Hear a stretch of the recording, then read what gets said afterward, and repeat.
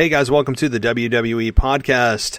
Tonight we've got Michael Ritter, host for the SmackDown review right here on the WWE podcast, joining me to discuss this week in review, and we cover everything in this 2-hour show. So if you love the long form audio, you're going to love this show. Let's get everything started right now. Welcome to the WWE podcast, the most passionate and authentic wrestling analysis on the web. We've got you covered with every Raw, SmackDown, and NXT show, giving you a no bullshit opinion. We know you love wrestling. We do too. So let's get this show underway. And that's the bottom line. What? 'Cause Stone Cold said so.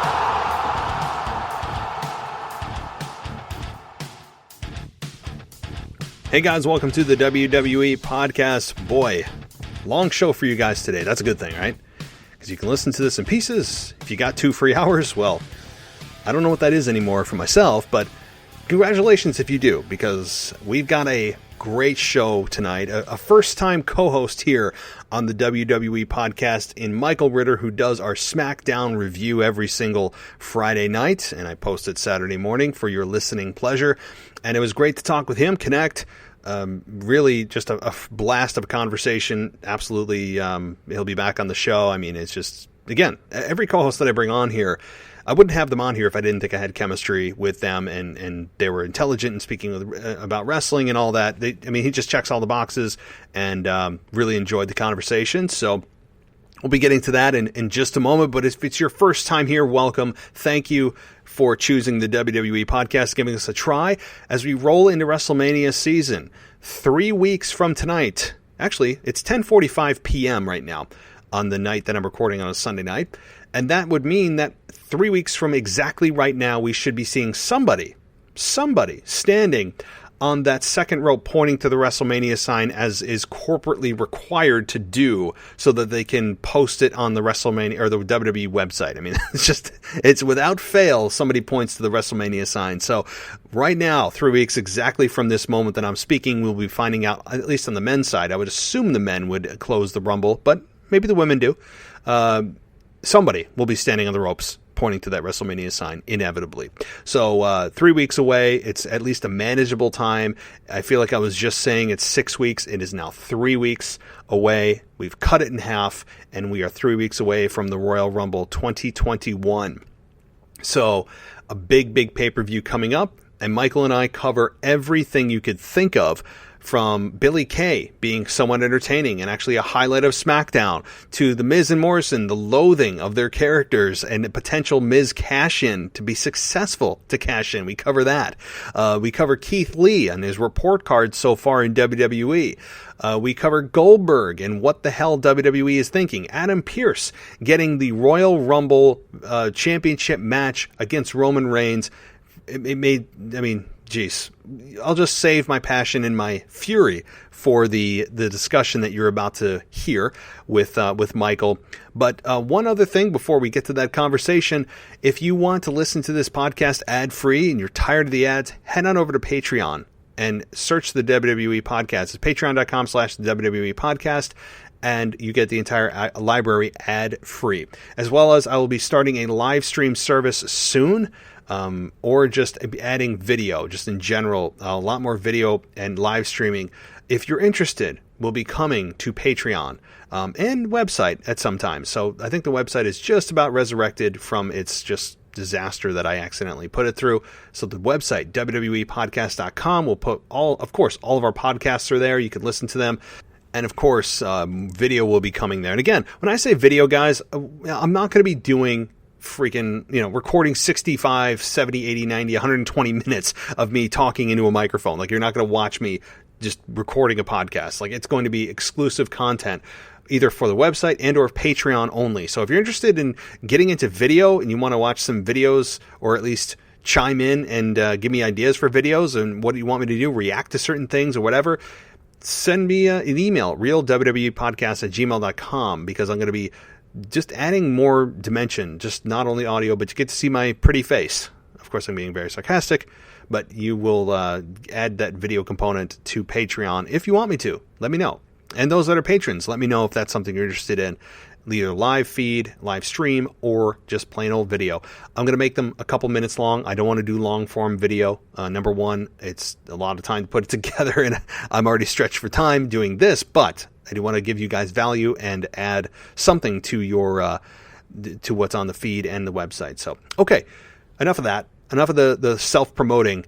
You're here for one thing only, and that's to hear me either rant about what you think I'm going to rant about with Adam Pearce. I know some of you have been looking forward to my thoughts on Adam Pearce. Yeah, me too. So let's get to that. And of course, Michael Ritter, who was just a blast to have on the show. So let's get everything going. Guys, I'll be back on Tuesday night for the Monday Night Raw review. A review that I hope is not as scalding and as infuriating as this past week's Monday Night Raw was with the Legends. I have a feeling that it just can't be. Even if WWE tried, it couldn't be as terrible as it was on Monday night. So there really is only one way, and that's up. So we'll be covering that, of course, on Tuesday night. So until then, guys, I'll talk to you soon.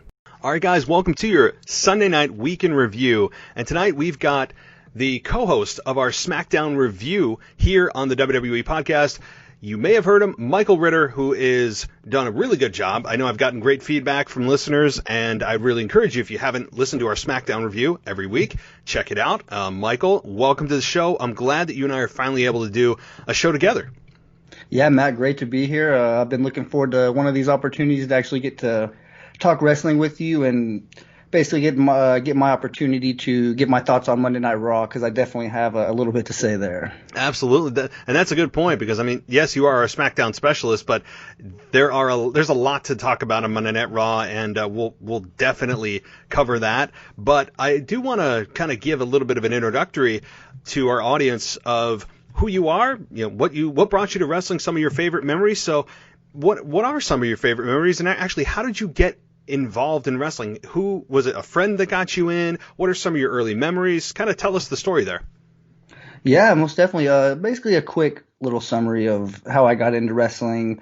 Well, first off, I'm from the Texas Panhandle, Amarillo, Texas, actually the same town as Terry Funk. Actually, where I work for my real job, we service a property that is the very next door neighbor to Terry Funk. So I've actually seen him drive by multiple times. So I'm from Amarillo, Texas. It's a pretty big wrestling area. There's an independent scene here, and every now and then, whenever WWE travels, obviously WWE certainly comes here at least once a year. So that's basically how I kind of stay involved, I guess you could say, whenever things are normal, that is. And as far as how I got into wrestling, for those of you that don't know, I have mentioned this on my WWE or on my SmackDown review for the WWE podcast. And that is late 90s. I actually was on the WCW side of the Monday Night Wars, and that wasn't necessarily by choice. I mean, I was pretty young then. I watched whatever my parents put on the TV, so it just so happened to be Monday Night Nitro. And what's actually pretty weird about that is the first actual wrestling match I ever saw was whenever Sid Vicious snapped his leg in half in the middle of a match, and that was just pretty gruesome and brutal. So that obviously probably caught my attention a little bit as a young kid. Like, I don't even know what's going on here. It seemed pretty real at the time, and I really got into it. And then I had a best friend, actually Joseph Martinez. He was hardcore into WWF. I mean, Stone Cold Steve Austin, The Rock. He was on the other side, and I had heard about it from kids at school and stuff. I really wasn't too familiar with it because I hadn't gotten to watch it.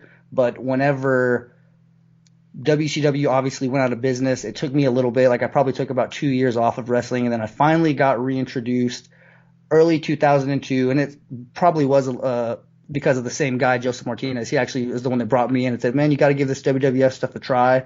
And I think it was just now transitioning into WWE, so I really didn't get to watch too much of the actual WWF Attitude Era, other than, of course, WWE Network highlights, things like that.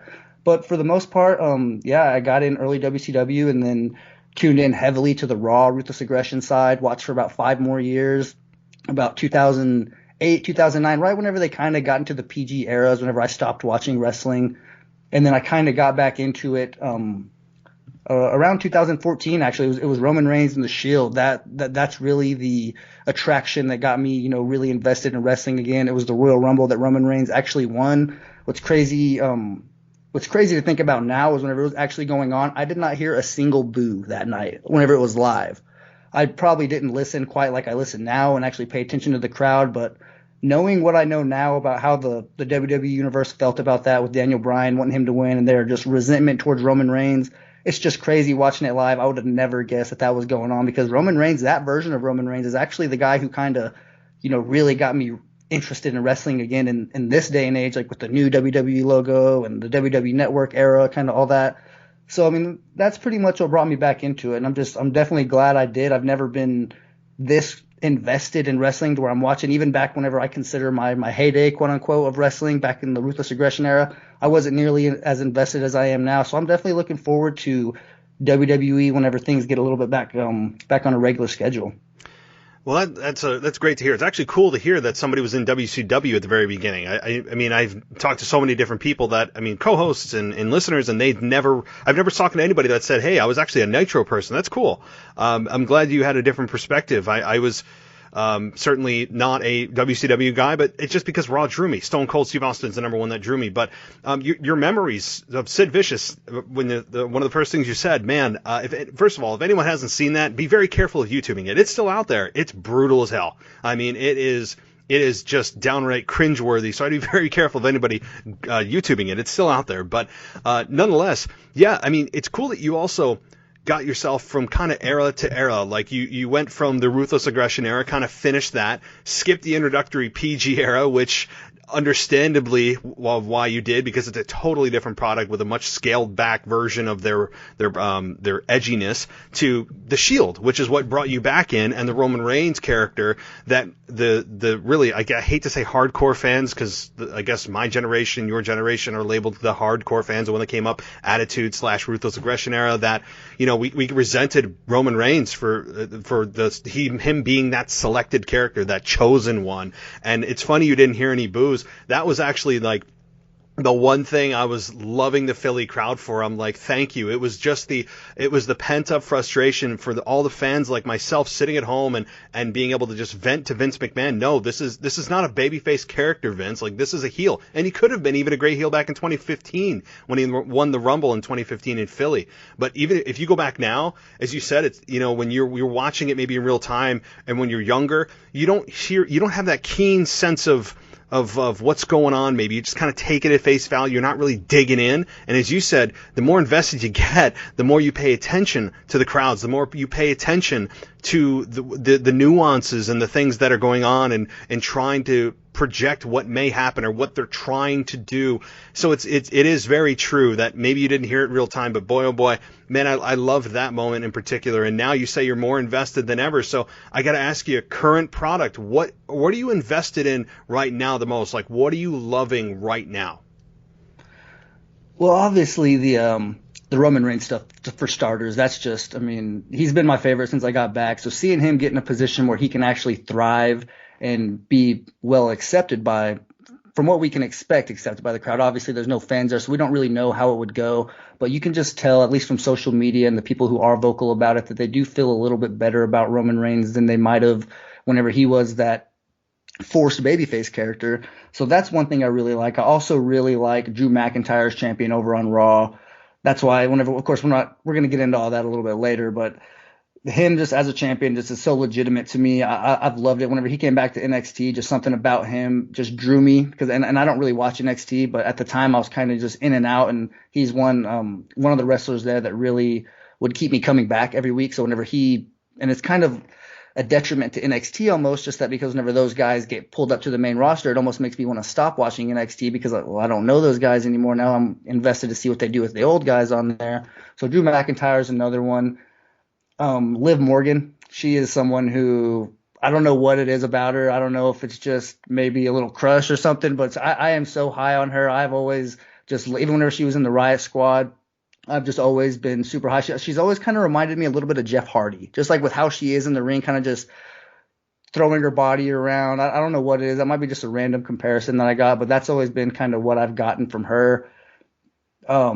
Sasha Banks, just as far as what she's doing on the SmackDown division with the Women's Championship. I've never really been a fan of her on the mic. I felt like whenever Roman Reigns was getting all that heat back in the day for his mic skills or lack thereof, I feel like Sasha was just either on his level or a notch below. I don't know. I mean, I've never really been a fan of her on the mic, but in the ring, you can't deny how talented she is. So I'm looking forward to see what happens there. But I mean, really just SmackDown as a whole. I mean, other than the Roman Reigns, Paul Heyman, Jey Uso thing with Kevin Owens, there's not really a lot that they do consistently week in and week out. It's kind of here or there. They switch out pretty frequently who the rivalries are going to be. Like we had Apollo Crews jump in pretty, with absolutely no build to that match with Big E, fresh off the Sami Zayn. And now it seems like Big E will be on to a next opponent. That's kind of just the trend that I'm getting on SmackDown is outside of the Roman Reigns. And even kind of with the Roman Reigns, it seems like maybe they're just going from opponent to opponent, trying to keep things fresh as opposed to some of the things going on Raw. But there's actually a lot that I'm liking going on with wrestling today. Well, that's good to hear. I mean, overall, I am excited as well, too. I mean, I completely destroyed the Monday Night Legends Raw that happened this past week, and I don't take a word of it back. I still feel the same way that it was to me, this is my opinion, I think it was one of the worst Raws in recent memory just because of just the hokiness. It was like the embodiment of everything I don't like about wrestling in a single show, and they managed to maintain that for 3 hours, albeit a couple of bright spots. I won't say the entire thing was bad. Some of the matches were really good on Monday Night Raw, but we'll touch on Raw in a minute. I do want to really talk about SmackDown, which is the most fresh in our minds, obviously, given that it was aired 2 nights ago. You mentioned Roman Reigns, and I would 100% agree with you about Roman Reigns in his position. I mean, I've said this on almost every show that I've done when I talk about SmackDown is, look, Roman Reigns is carrying the show. Hell, he may be carrying the company in some ways right now with how damn good he's been. Jey Uso, who's becoming a main event star very quickly. We can't forget about that part of it. Paul Heyman playing his role, albeit a reduced role compared to what we probably thought he was going to be in terms of the mouthpiece for Roman. But Roman doesn't need a mouthpiece, which is insane to think. And so they've done a brilliant job with Roman. Everything he's done has turned to gold. He's playing his part to a T. He feels authentic. He doesn't feel like he's forced. He's being just who I think he really is, part of him, turned up to 10, as they always say. And it's damn brilliant. And this past week, with what they did with Adam Pearce, I got to say, I'm a little confused as to why Adam Pearce is involved here. Do you have any idea why they would place Adam Pearce in the Royal Rumble Championship match with Roman Reigns? Is there something I'm missing? What are your thoughts? Where are they going with that? Man, that one, I really, that caught me off guard. Like, words don't even do it justice. I was watching SmackDown and immediately wrote down in my notes to provide audio of the segment where Paul Heyman told Adam Pearce that he was going to be in the gauntlet match. Yes. But unfortunately, I couldn't find that on YouTube, so I wasn't able to do that. But when that happened, I don't know, it caught me off guard. I did do a little bit of research to figure out a little bit more of Adam Pearce's background as far as being a wrestling champion or an in-ring competitor. And he does have in previous promotions like a 5-time champion reign in one promotion and then a 1-time champion in another one. So I feel like if they actually maybe give it some time, it might be a little bit more than what we expect. He might be able to go a little bit more than what we think. But as far as booking a WWE official against Roman Reigns in one of the biggest pay-per-views of the year, it makes absolutely no sense to me. I mean, if you would have told me Sunday night before Raw and SmackDown happened that, yeah, we would be getting Goldberg getting a championship opportunity at the Royal Rumble and Adam Pearce getting a championship opportunity at the Royal Rumble, I would have 100% told you that you need to go probably take a drug test and, I don't know, maybe just check your temperature like you've said before. I don't know. Yep. I mean, it's just crazy to me. I do not know exactly where they're going to go with that. I'm excited to see what they do next week on SmackDown to maybe give us a little bit more onto what their ideas are. I hope so, because I don't think there's a soul on this earth that believes Adam Pearce is going to win. I mean, it's not even about that. Like, it's not about the championship in this instance. It's what's the end game? Like, what is this storyline being set up for? I'm not sure. I mean, I'm trying to tie it to maybe the winner of the Royal Rumble match. I mean, which, again, people ask me every week, and I'm still not 100% sure on who could win. I've heard everything from Brock Lesnar to Drew McIntyre. I mean, there are some theories out there that are wild but plausible. So I don't know what the end game is for this. Like you said, Goldberg and then Adam Pearce being the two challengers. how does this happen, right? Like, I mean, for Drew McIntyre, who has been doing an absolutely brilliant job as WWE champion, albeit the 3-week break with Randy Orton after he lost at Hell in a Cell that we're all supposed to forget. But outside of that, he's been essentially WWE champion since WrestleMania last year. And now he's facing, again, Goldberg, who just shows up and says, well, you know, it's the respect thing. It's because I think that I can read your mind, basically, that you're disrespecting these legends in your mind, right? Like that he's thinking that I could beat any one of them if they were in their prime. I'm better than any one of them. So he's the logic here is so ridiculous, right? Like, you have a 50-some-year-old man in Goldberg, who is, look, Goldberg, and I said this before, I'll say it again. He's a great family man from everything I've seen and done. Nothing against him personally, but professionally, yes, he's in shape. Give him that. He's in insane shape, probably in the top 1% of 50-some-year-old men that are in his age group. Certainly in a crazy good shape. Credit to him. But the fact is, for him to come in and for him to just challenge Roman Reigns because, well, I feel like I'm back and I just should immediately be granted this opportunity because it's a respect thing, and suddenly I can read your mind because I'm angry at you because you're disrespecting these legends because I can see what you're thinking. What? That doesn't. It's I don't understand. Do you know what's going on here with Goldberg? Number one, are you even? Maybe you're on the opposite end. Maybe you're actually excited to see Goldberg back. But what are your thoughts on this? All right.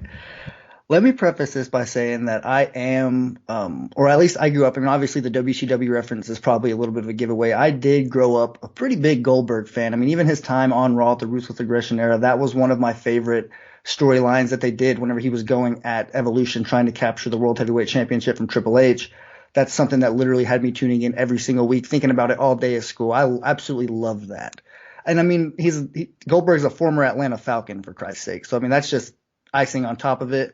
But, I mean, it doesn't change the fact that this makes absolutely no sense. I mean, for one, I mean, had it been a heel that Goldberg came back and, challenged or called out, then, I mean, somewhat it would have made sense. But I feel like the whole lame excuse of him trying to do it out of respect is a way to try to make Goldberg seem like less of a heel while doing this. I don't know. It's definitely, I legitimately felt sorry for Drew whenever it happened because, I mean, obviously everybody who knows Drew McIntyre knows that he is one of the most respected baby faces on the, in the company right now on the entire roster. And he's never once said anything that would make you think that he is disrespectful to legends or people before him. And as far as Goldberg goes, I understand he must have some contract or like some, contractual obligations for a certain amount of matches. You even mentioned it, Brock Lesnar being rumored to come back in the Royal Rumble, or at least comeback period. His name has been floating around there. So I feel like if you were that desperate to get Goldberg in a match, you could have easily played off of the whole, I mean, maybe Brock Lesnar's, running through everybody in the Royal Rumble, and then Goldberg has a little bit of payback for, I think it was like 18 years ago whenever Brock Lesnar cheap shotted him in the Royal Rumble whenever he entered number 30. They could have easily played off that. I mean, nobody probably wants to see a Goldberg versus Brock Lesnar match anyways, but I would much rather have that than have him be a very big possibility to take the championship off of Drew this close to WrestleMania. And I just feel like that's what's going to happen. I mean, if you would have told me like 2004 to 2007 that Goldberg was going to be coming back challenging for the championship, then yes, I'd be all over it. I'd be buying that 100%, but there's a time and place for everything. And I don't think that the time is now. I mean, I don't know what it is that Vince McMahon is seeing, who is in his ear telling him, yes, we want more and more Goldberg. I mean, and I'm one of the biggest Goldberg supporters out there still. I feel like when it's all said and done and I'm 30 years older, I'm going to probably think back of Goldberg as one of my favorite wrestlers of all time. But in today's day and age, just where we are right now in 2021, he has no business being around a World Heavyweight Championship opportunity. He doesn't. And I think that a couple things. Number one, I think the person that's telling Vince McMahon that we need Goldberg is Vince McMahon.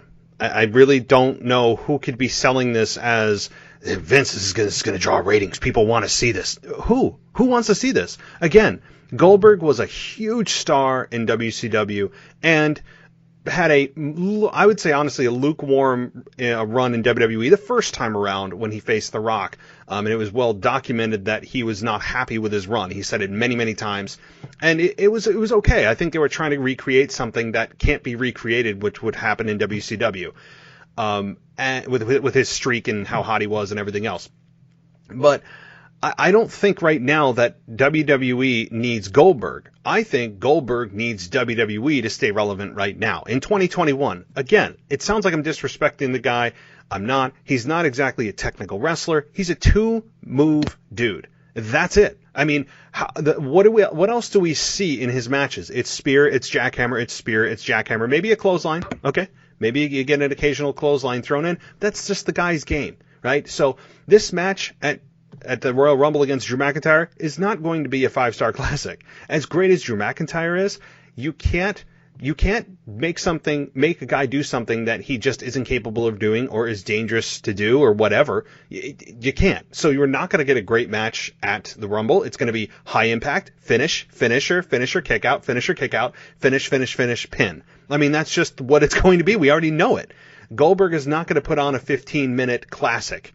So we know the style going in, which a lot of fans resent because maybe they didn't follow Goldberg or maybe they did, and they like this version of wrestling that's presented in 2021 of a lot of moves and a lot of reversals and high flying, and Goldberg spits in the face of all of that. And that's not bad, it's just much, much different. On top of that, you add he's a legacy star coming in, that we don't need Goldberg at this point. The roster does not need Goldberg. I think Drew McIntyre doesn't need Goldberg. I think Goldberg needs Drew McIntyre. I think it's really the other way around in 2021.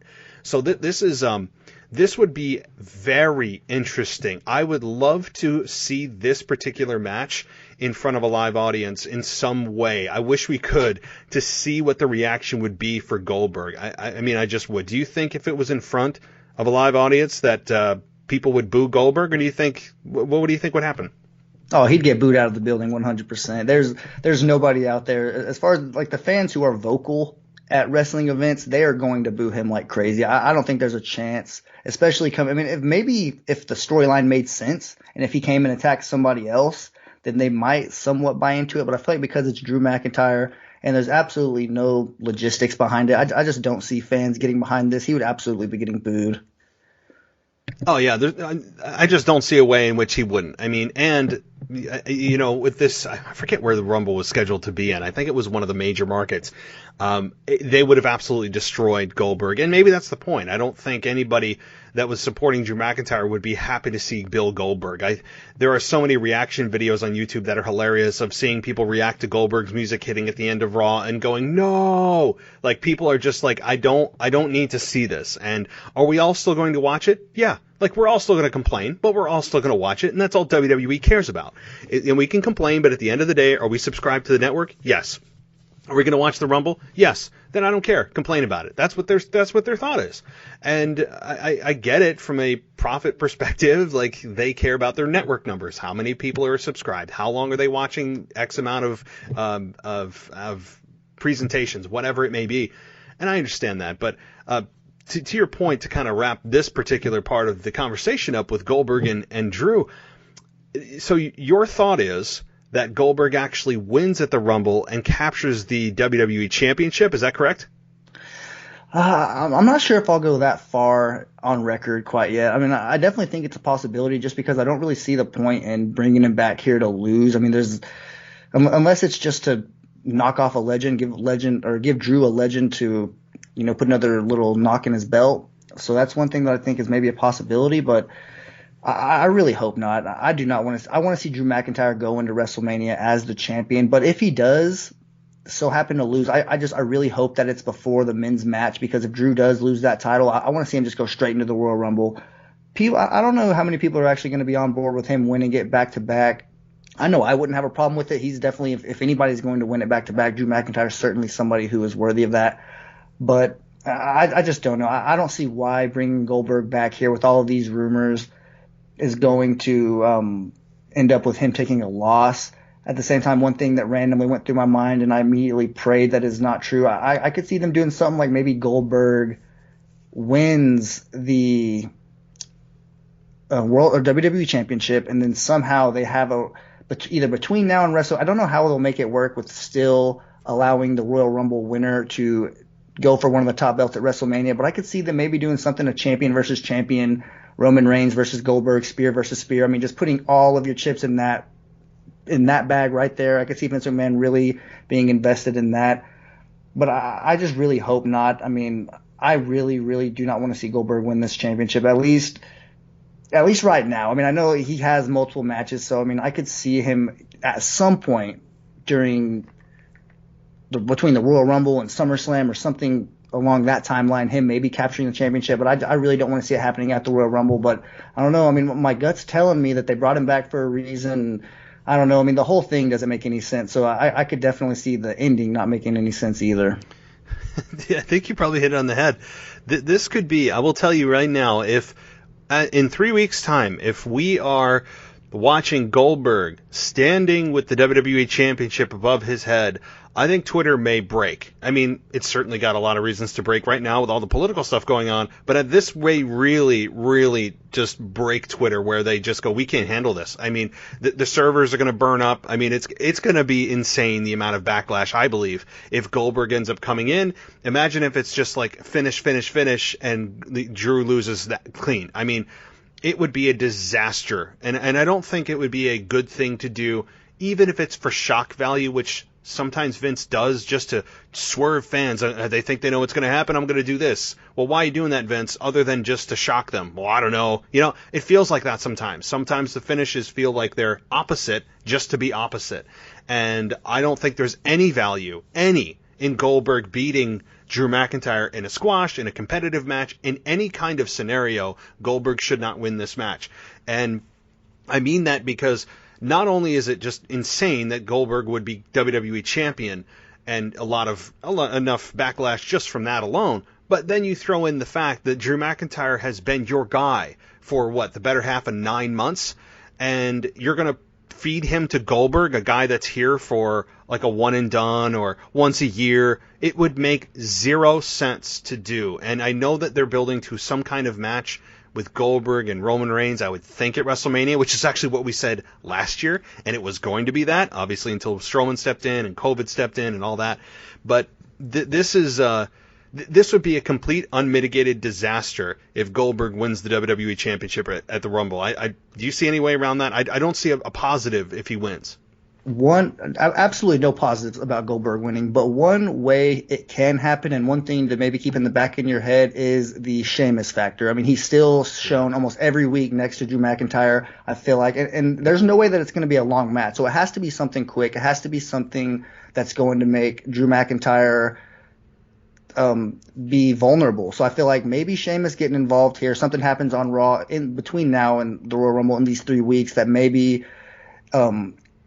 Sheamus suggesting to Drew to, take these shots at Keith Lee. He's kind of wanting Drew to have a little bit more of a dark side. And maybe Drew, turns down more offers between now and then. And Sheamus kind of gets tired of it and just says, all right, well, if you're not going to do this, then I'm going to have to do things my way, and kind of gets involved in that way. So that's just one thing I'm kind of keeping my my eye on as far as that match goes. Yeah, definitely. And, I mean, I don't know if the juice is worth the squeeze there, so to speak, because, yes, I mean, I think we all think that at some point Sheamus is going to turn on Drew McIntyre. I mean, we're just waiting for it. We're waiting for that bro kick to happen. And then, Michael Cole somehow acting stunned, or Tom Phillips acting stunned, oh my God, as if none of us saw this coming.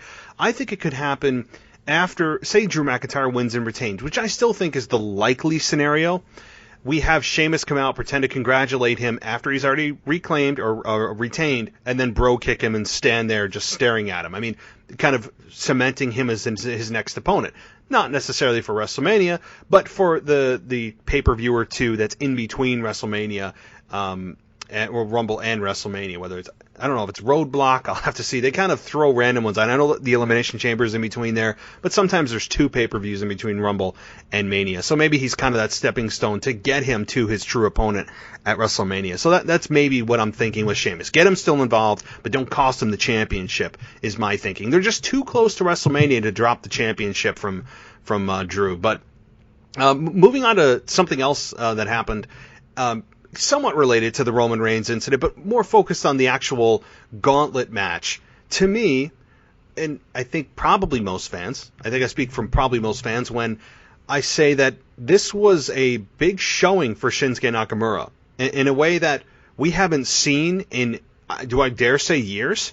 Do I dare say since he low-blowed AJ Styles at WrestleMania? Do I dare say that it's the biggest thing he's done in literally the last 2 years? Maybe, with him beating 3 people in a row, with Corbin and then Rey Mysterio and then Daniel Bryan. I mean, beating them clean. And then obviously he ends up losing to Adam Pearce. I mean, we covered that. But what are your thoughts here? Did Shinsuke Nakamura turn babyface here? Is he due for another run? It would seem that's what they were signaling here. Oh yeah, that's one thing that I definitely had in mind whenever I saw some of the tendencies that were happening. I mentioned it on the SmackDown review. Baron Corbin, whenever he came out and he attacked the Mysterios, he just attacked Shinsuke Nakamura right along with him as if he was a babyface too. And I know that that's who he was going to be competing against next anyway, so he might have just been trying to get an upper hand. That's what heels do. But it did kind of catch my eye then. And then at the very end, whenever Daniel Bryan and Shinsuke Nakamura finished their match, they had that moment of respect. And you don't really see heels do that very often. So they definitely kind of planted some seeds for maybe a babyface turn for Shinsuke Nakamura, but he certainly carried this gauntlet match. That's one thing I told my roommate as we were watching SmackDown was you got to put someone in the match early that's going to be able to go for a long time. You can't just have people keep getting eliminated, new guys here or there. Somebody's got to go for a while and carry it, and that was clearly Shinsuke Nakamura, and I was really glad to see him get this kind of action on SmackDown. I mean, I think he's been doing pretty good being in the tag teams and whenever Sami Zayn was there and then just being with Cesaro. I feel like Shinsuke Nakamura very rarely is going to not do well at something you put him in, but whenever you give him an opportunity to really shine like this, he's definitely going to step up. And he definitely, I mean, as far as the babyface goes, why not? I mean, if he's on SmackDown, I would sign up 100 times for a Shinsuke Nakamura versus Roman Reigns storyline. So if you got that with Shinsuke playing the babyface, I will sign up for that 10 times out of 10. And it makes me scratch my head even further when, again, I don't know whatever they're doing with Adam Pearce, it better be worth whatever they're doing, because there were some great potential new opponents for Roman Reigns. Again, Kevin Owens is, quote, out injured, which makes sense. He's not on SmackDown this week. I actually am fine with that. We don't need to see him every week. And from an injury perspective, I like that they're selling that. It's fine with me. But from a future opponent perspective, I think Daniel Bryan is right there. Shinsuke Nakamura had a hell of a showing. You have 2 guys that I'm like, all right, I could dig this with Roman and Shinsuke and Roman and Bryan. There's some history there, certainly, dating back to 2015 and 2014 even. So I was very shocked and disappointed. Obviously, we did cover that already, but I was disappointed given the fact that they had 2 opponents for him right there. I'm like, at least one of these guys, one of them, step up to face Roman Reigns at the Rumble, and we got what we got. But Shinsuke Nakamura, I think we forget sometimes how good he can be because he is kind of buried with Cesaro. But no disrespect to Cesaro. Cesaro is a guy that has been, you could say, underutilized. Not given the opportunity or whatever you may feel as a fan, being frustrated with his booking. And I don't think Cesaro's ever really found himself. I feel like he's been kind of floating around. He's done various like James Bond gimmicks. He did the bar thing with Sheamus. He's done several things that he hasn't really found his voice. He hasn't found his character until I think he was with Shinsuke Nakamura in the tag team being the wrestling purist. I think that was the closest he's gotten because that's what he is. He is so damn good at actual wrestling in the ring and a physical specimen. He's insanely strong. All these things that we know. And I'm just, I kind of feel the same way about Cesaro, that if Shinsuke Nakamura and Cesaro kind of break off and do their own singles thing again, I'm cool with it as long as they don't just keep them in the mid-card cycling around with, 50-50 booking. Oh, yeah, I agree with that. Cesaro, he kind of has, like, the Natalia vibe to me in the men's division. Just he's always here, he's always there. They can count on him to be in a good match with somebody who's maybe not quite as experienced or put over. They can kind of carry the match and make it look good. And him and Shinsuke Nakamura, they did work well together. I agree there. But I feel like there's a lot more out there for both of them individually. The tag team division on SmackDown, however, is definitely going to take a hit just by losing another team. I mean, I don't even know what the official count is for tag teams in the division. So I mean, they weren't necessarily even in the tag team picture consistently, so it's not really like we're taking a loss there. But I don't know. I mean, Cesaro is someone who I feel like, given the right opportunity, he can really, surprise some people, or at least show what he's actually capable of. And I just don't think he's, like you just alluded to, he hasn't really gotten those opportunities. And it's for multiple reasons. Vince McMahon just has said multiple times that Cesaro is just maybe not his flavor of ice cream, so to speak, or whatever you want to call it. But it doesn't necessarily mean that he is not quite capable of having one of those runs. So maybe another opportunity at a singles run can do him good. I mean, look at Jey Uso. I mean, just being put in the right situation, any storyline can fix a character. So I feel like if Cesaro was put in the right storyline, he can absolutely take his game up to another level.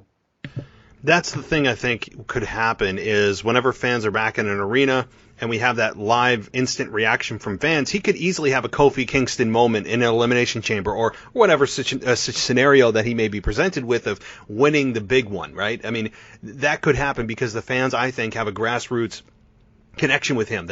They know he's been, in fans' eyes, of course, being misused, mistreated, misbooked for so many years, yet we all know how good he is. If he's given that one opportunity, like a Kofi Kingston moment, like a Daniel Bryan moment, it's possible that he could be that, he could reach a level of success that's close to what happened with Kofi and with Daniel Bryan. But again, with Shinsuke Nakamura, man, I'm all for it if they want to kind of break him up with Cesaro and just dissolve and go their own ways. It's certainly better than having Shinsuke Nakamura lose to Otis, which just happened a few weeks ago. We all forget. Otis just beat him clean. So this has certainly erased that feeling of real disappointment of where he was at in the eyes of fans and the eyes of management, too. And so kind of transitioning, though, one other thing on SmackDown is Sonya Deville. Sonya Deville is back, and she's in her kind of lady suit, and she's apparently working with Adam Pearce, even though she was fired from WWE in the loser leaves WWE match that we all know WWE never, ever, ever sticks to loser leaves town type of thing. Never. I mean, I can point you in several different matches and scenarios and examples that WWE never, ever sticks to what they say with the, you're fired if you lose. Doesn't happen. But it's fine. She was gone for long enough, and it's good to see her back. I'm glad she's back. I'm a huge Sonya Deville fan. I don't know why she's in a management, kind of like a I don't want to say co-general manager, but she's in some kind of managerial position with Adam Pearce. Do you know what to make of this? Well, initially, I don't know if it's just because I did my top 5 general managers the same night that I recorded the SmackDown review, but for some reason I couldn't get Jonathan Coachman out of my mind, just from the vibe I got from her the week before last, or the SmackDown before the one we just watched, whenever she first walked up when she was wearing that lady suit. I really didn't think anything of that, just strictly because I've seen her wear those type of outfits before. I just thought maybe that was just her way of like making a fancy arrival that she's back. And then this week, whenever they kind of doubled down on it, and she did say that she was going to be working with Adam Pearce and they're going to be making matches together and stuff. It threw me off. I was just like, I assumed that she's, a big enough talent to be immediately plugged into some type of storyline in the women's division, especially this close to the Royal Rumble. But it doesn't seem like they're going to be going that direction with her. I just don't really understand what they see as far as in Sonya Deville's character. I don't get what they see to make her feel like she's going to be doing, better at this than she was in the ring. I feel like she was actually starting to take some steps forward in her in-ring career whenever her and Mandy split up. But obviously, the loser leaves WWE match and those stipulations, I wasn't sure what to make of that whenever that all happened, not to get too off topic, just because of the things that were going on in her personal life. I wasn't sure if it was just a way to kind of put her under the radar a little bit as far as just like the mainstream media go, kind of just maybe get her name out of sight, out of mind, make the fans forget about all that, just basically as a way to kind of to show a little bit of respect to the actual person. And I feel like she might have probably requested that just to take a little bit of time off. I feel like, I was ready for her to be back too, but I was expecting more of a in-ring role. I mean, whenever she came back, I was guilty of it too. I almost wanted to maybe put a little question mark by my Bianca Belair prediction for the Women's Royal Rumble, just because Sonya is that type of talent. I feel like she has that type of upside. She's only scratching the surface. So I'm hoping that this managerial role isn't anything long-term. I hope it's maybe something that she sets up to maybe turn on somebody and maybe just sneak her way into getting higher up the ladder as far as the WWE SmackDown Women's Championship goes. Maybe finding her way to turn on Adam Pearce at some point. I don't know. I'm probably thinking way far ahead, but just at face value, this is something that definitely caught my attention, and I'm wondering what they're going to do with it. But hopefully it's nothing long term. If you're asking me right now what I would rather see, obviously probably like everybody else, they'd much rather see Sonya Deville be in the ring by herself, not having Mandy, even though she did reference Mandy and Otis in her kind of welcome back promo that she cut whenever Adam Pearce introduced her. I really hope that the Mandy thing's gone. I'll settle with this co-GM, assistant GM, whatever it is for now. Hopefully maybe, because I've never, now that I think about it, I've never really seen a woman in this type of role. We've had Stephanie McMahon as the GM or the commissioner whenever they did that brand split, whatever you want to call it. I've never really seen someone who can be a heel, like a-hole kind of like what Jonathan Coachman won. He would just be arrogant. He knew that really, I mean, he was right there underneath the general manager, so he couldn't really, wrestlers couldn't really touch him, even though obviously they did touch him. Stone Cold Steve Austin stunned the coach probably hundreds of times, but I don't know. I feel like it's still too soon for me to really have a full grasp on or an idea on what they're going to do with it, but it's definitely something that I'm going to be paying attention to. Well, I think you're certainly speak for the majority of fans. I don't think there's anybody out there that was like, oh man, can we just put Sonya Deville in a non-wrestling role? I mean, I don't think anybody was thinking that. I kind of feel the same way about Sonya Deville as I feel about Samoa Joe on commentary. I'm like, man, he's okay, but I would love him. Can we just move him to the active roster?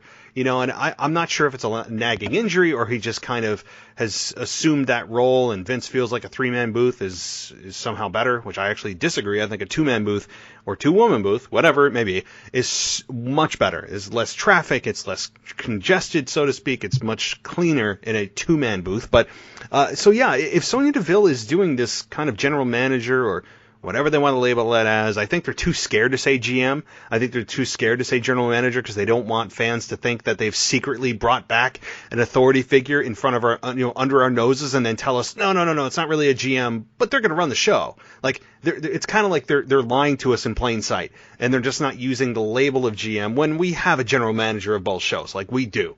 And they can say commissioner, they can say official, they can say whatever they want. It's a general manager. I mean, they just won't use that because it's, again, they're trying to put lipstick on a pig and tell us that it's really not a GM, but whatever. So she's in this co-authority role with Adam Pearce, of which we still didn't get a real explanation why or how. I hope it doesn't last long. Like you said, I hope this just ends. I was, as of last week, picking Sonya Deville to win the Women's Royal Rumble. I love what she showed on the mic against Mandy Rose. That to me was like her coming out party, no pun intended. It was really just her way to say, hey, no, I'm capable of more than just being the sidekick to the bleach blonde.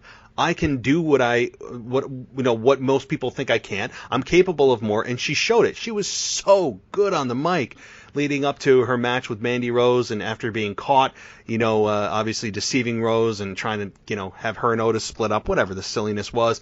But it was so good with with Sonya Deville, and I just hope this doesn't last long with her. I hope it's temporary, and they're just waiting for the right time to reintroduce her into the women's division. And I think her as champion. Imagine Sonya Deville as the SmackDown Women's Champion running roughshod as a heel, right? I know she's kind of turned babyface in a weird way, which I don't like Sonya Deville as a babyface. She's so good as a heel. But having her run SmackDown as a heel women's champion, I would absolutely love that. But do you see her entering the Royal Rumble? I do, actually. I kind of alluded to that a little bit on the SmackDown review, is just because of the lack of depth in the women's division. They're going to have a hard time getting 30 women, or at least 30 legitimate contenders. I mean, of course, they're probably going to fill in about 1/3 of that with whether it's a legend or people who have absolutely no shot. But I feel like Sonya is somebody who certainly has a great shot of winning it if she does manage to get in there. Just as far as Sonya herself, though, as a character, I was really invested in her whenever I was first introduced. I was introduced to her a little bit before Ronda Rousey kind of blew up in the WWE and before I really knew who Shayna Baszler was. So she was more of that MMA UFC character that I was actually like, I've never really seen this type of character in WWE. And I was actually buying into it until we actually got, of course, the legit badass, the most decorated women's UFC fighter of all time, arguably, in Ronda Rousey. So it kind of watered that down a little bit and did Sonya a little bit of a disservice.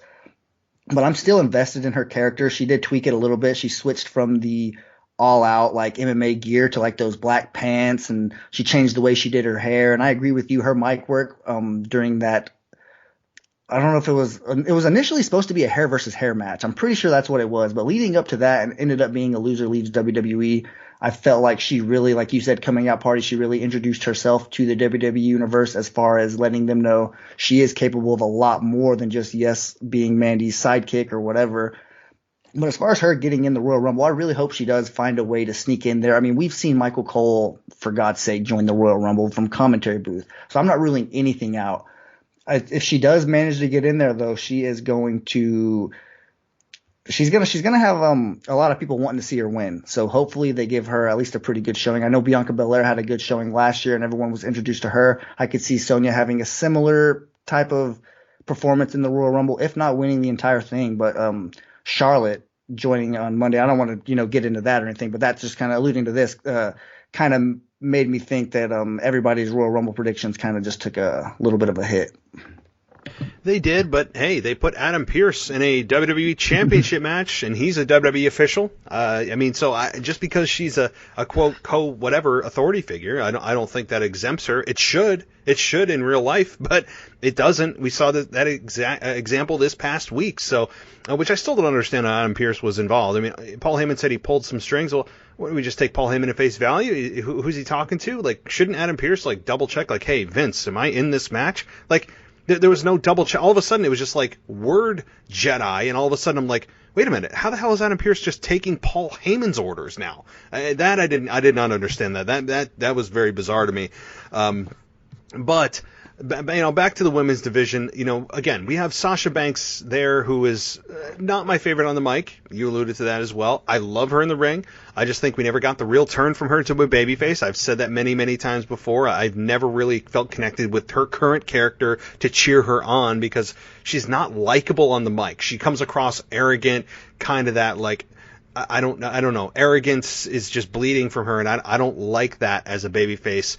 But anyway, kind of moving on here. I do want to touch on the big championship change that happened on SmackDown. And that was the Tag Team Championship. We had the Street Profits finally, I think after 10 months, it feels like it really might be that long. I'll have to look into it. They finally drop their championship, Tag Team Championship. Now, I know that they won them on Raw, and they held them for an eternity there, and then they just traded with the New Day. But they've been Tag Team Champions, it seems like, for the better part of a year. And they dropped them to Roode and Ziggler. What are your thoughts on this? I've actually been saying for a few weeks now that I thought that this title change could possibly be coming. I wasn't sure if it would be on the actual Royal Rumble card, but I definitely had said that Ziggler and Roode were probably the most legitimate threats to the championships, at least on the SmackDown division. Obviously, there's not really much to choose from, but they were the ones who every week in, week out, were being consistent pursuing those titles, whether it was, going at Adam Pearce trying to do it, going backstage to try to somehow maneuver their way into getting a title match. And then obviously one thing I noticed from your mailbag episode was somebody, I'm not sure who it was. If I knew, I would definitely give them credit on this. They had mentioned the whole attire matching on tag teams, and I couldn't help but notice that Ziggler and Roode were both wearing, or at least Robert Roode had adapted to the pink gear. So he might have taken that advice or just a coincidence. I don't really know, but that definitely jumped out to me. But I feel like this Ziggler and Roode, I mean, they have potential to be a pretty good tag team. Montez Ford had a pretty good showing in this match, despite his injury, which I've seen a lot of people say also is that he wasn't really doing that great of a job selling his injury. I mean, he was whenever it was convenient as far as, jumping out of the ring and stuff, but it didn't limit his moveset. And that's one thing I did write down in my notes is that his injury didn't limit his moveset, but it did limit his availability. He spent a lot of time outside of the ring and had to have the match being carried by Angelo Dawkins. So I really wasn't surprised whenever that happened that the tag team titles were going to switch hands. Once it was actually announced that the match was going to happen on SmackDown, I was like, yes, this has definitely happened. But I think this is at least 2 out of 3 weeks that a championship has changed hands on SmackDown. So that's just actually pretty crazy that it's happening so regular. And I didn't really want to see the championships change hands. I mean, I knew they were, obviously, but I didn't want to see it happen on SmackDown. But I was not very surprised that Ziggler and Roode did capture it. And if there's not going to be any challengers on SmackDown, and if they're just going to be recycling through, a makeshift tag team or give the Street Profits another opportunity, I could see the current tag team champions, Ziggler and Roode, actually kind of sit on these belts, at least leading up to WrestleMania. I could see the belts being kind of take a back seat as far as booking goes to everything else going on. I could see them kind of just put the titles on them to kind of have something happen to spark our attention. Ooh, the titles change hands. Now let's just sit on them for 2 months, 3 months, and just make one match every few weeks that features the tag team championships.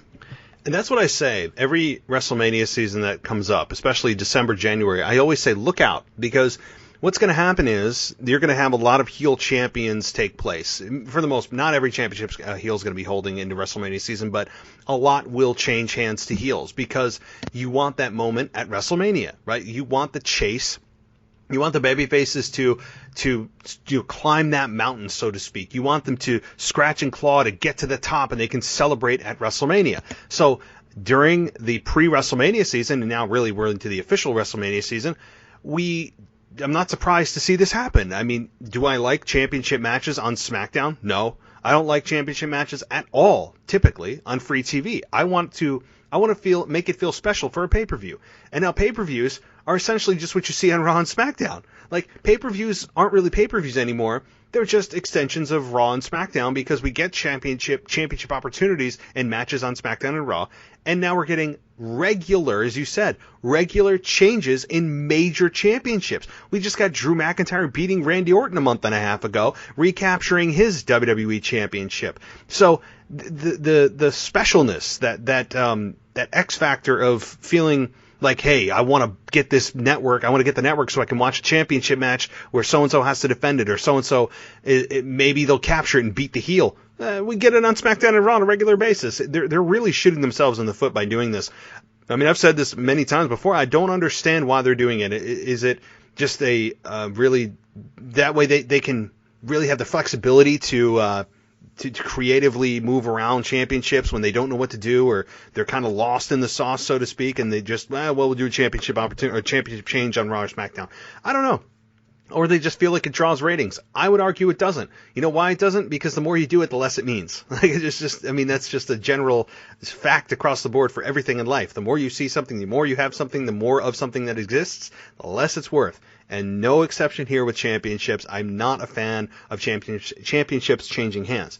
All that said, I'm still a huge fan of the Street Profits finally dropping the tag team championships.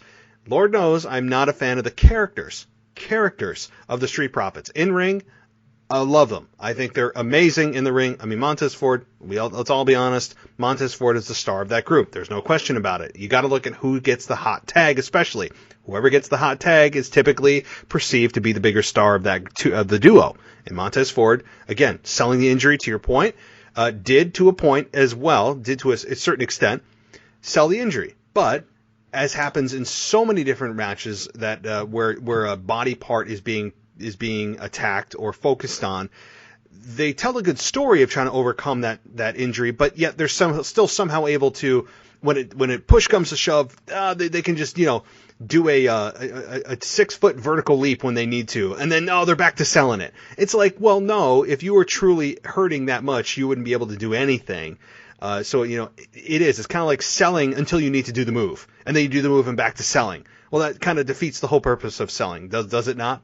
No, it definitely does. And one thing I was going to add quickly about the championships being defended on SmackDown at least I can speak solely for SmackDown here, is that literally every single one has been defended, if not changed hands, in the very recent future, at least like a month, I think. I know for sure Sasha captured her championship on SmackDown. Big E captured his championship on SmackDown, and now the tag team championships. And even whenever you look at the Universal Championship, though it didn't change hands, it was still defended in a steel cage match to open the show on a SmackDown just weeks ago. So they certainly don't value the championship matches like they used to. I don't know who's responsible for that, but there is no doubt that, this is something that's probably going to stick around in WWE's plans.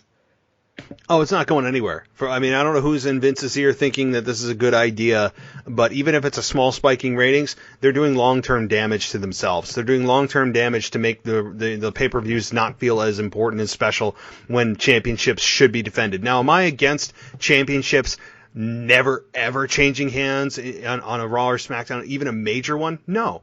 I can remember during the Attitude Era. I know you didn't watch it, but in the Attitude Era, Stone Cold Steve Austin on Monday Night Raw recaptured the WWF Championship at the time against Kane on a Monday Night Raw after he was beaten at King of the Ring in 1999. I remember that. And on Raw, I'm like, oh my God, he just won the championship back on Raw. And it felt so massive.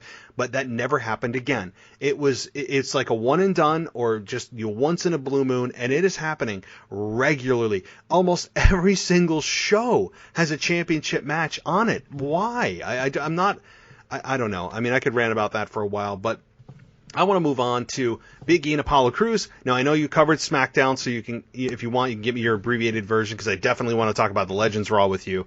Is Apollo Crews and Big E for the Intercontinental Championship here. And my quick thoughts on this, I think they need to move beyond the single one-dimensional notion that Apollo Crews is athletic. Okay, we know that. We've known that since he walked in and was one of the first guys to debut from NXT. I know that Apollo Crews is athletic. Can we get to something else with Apollo Crews?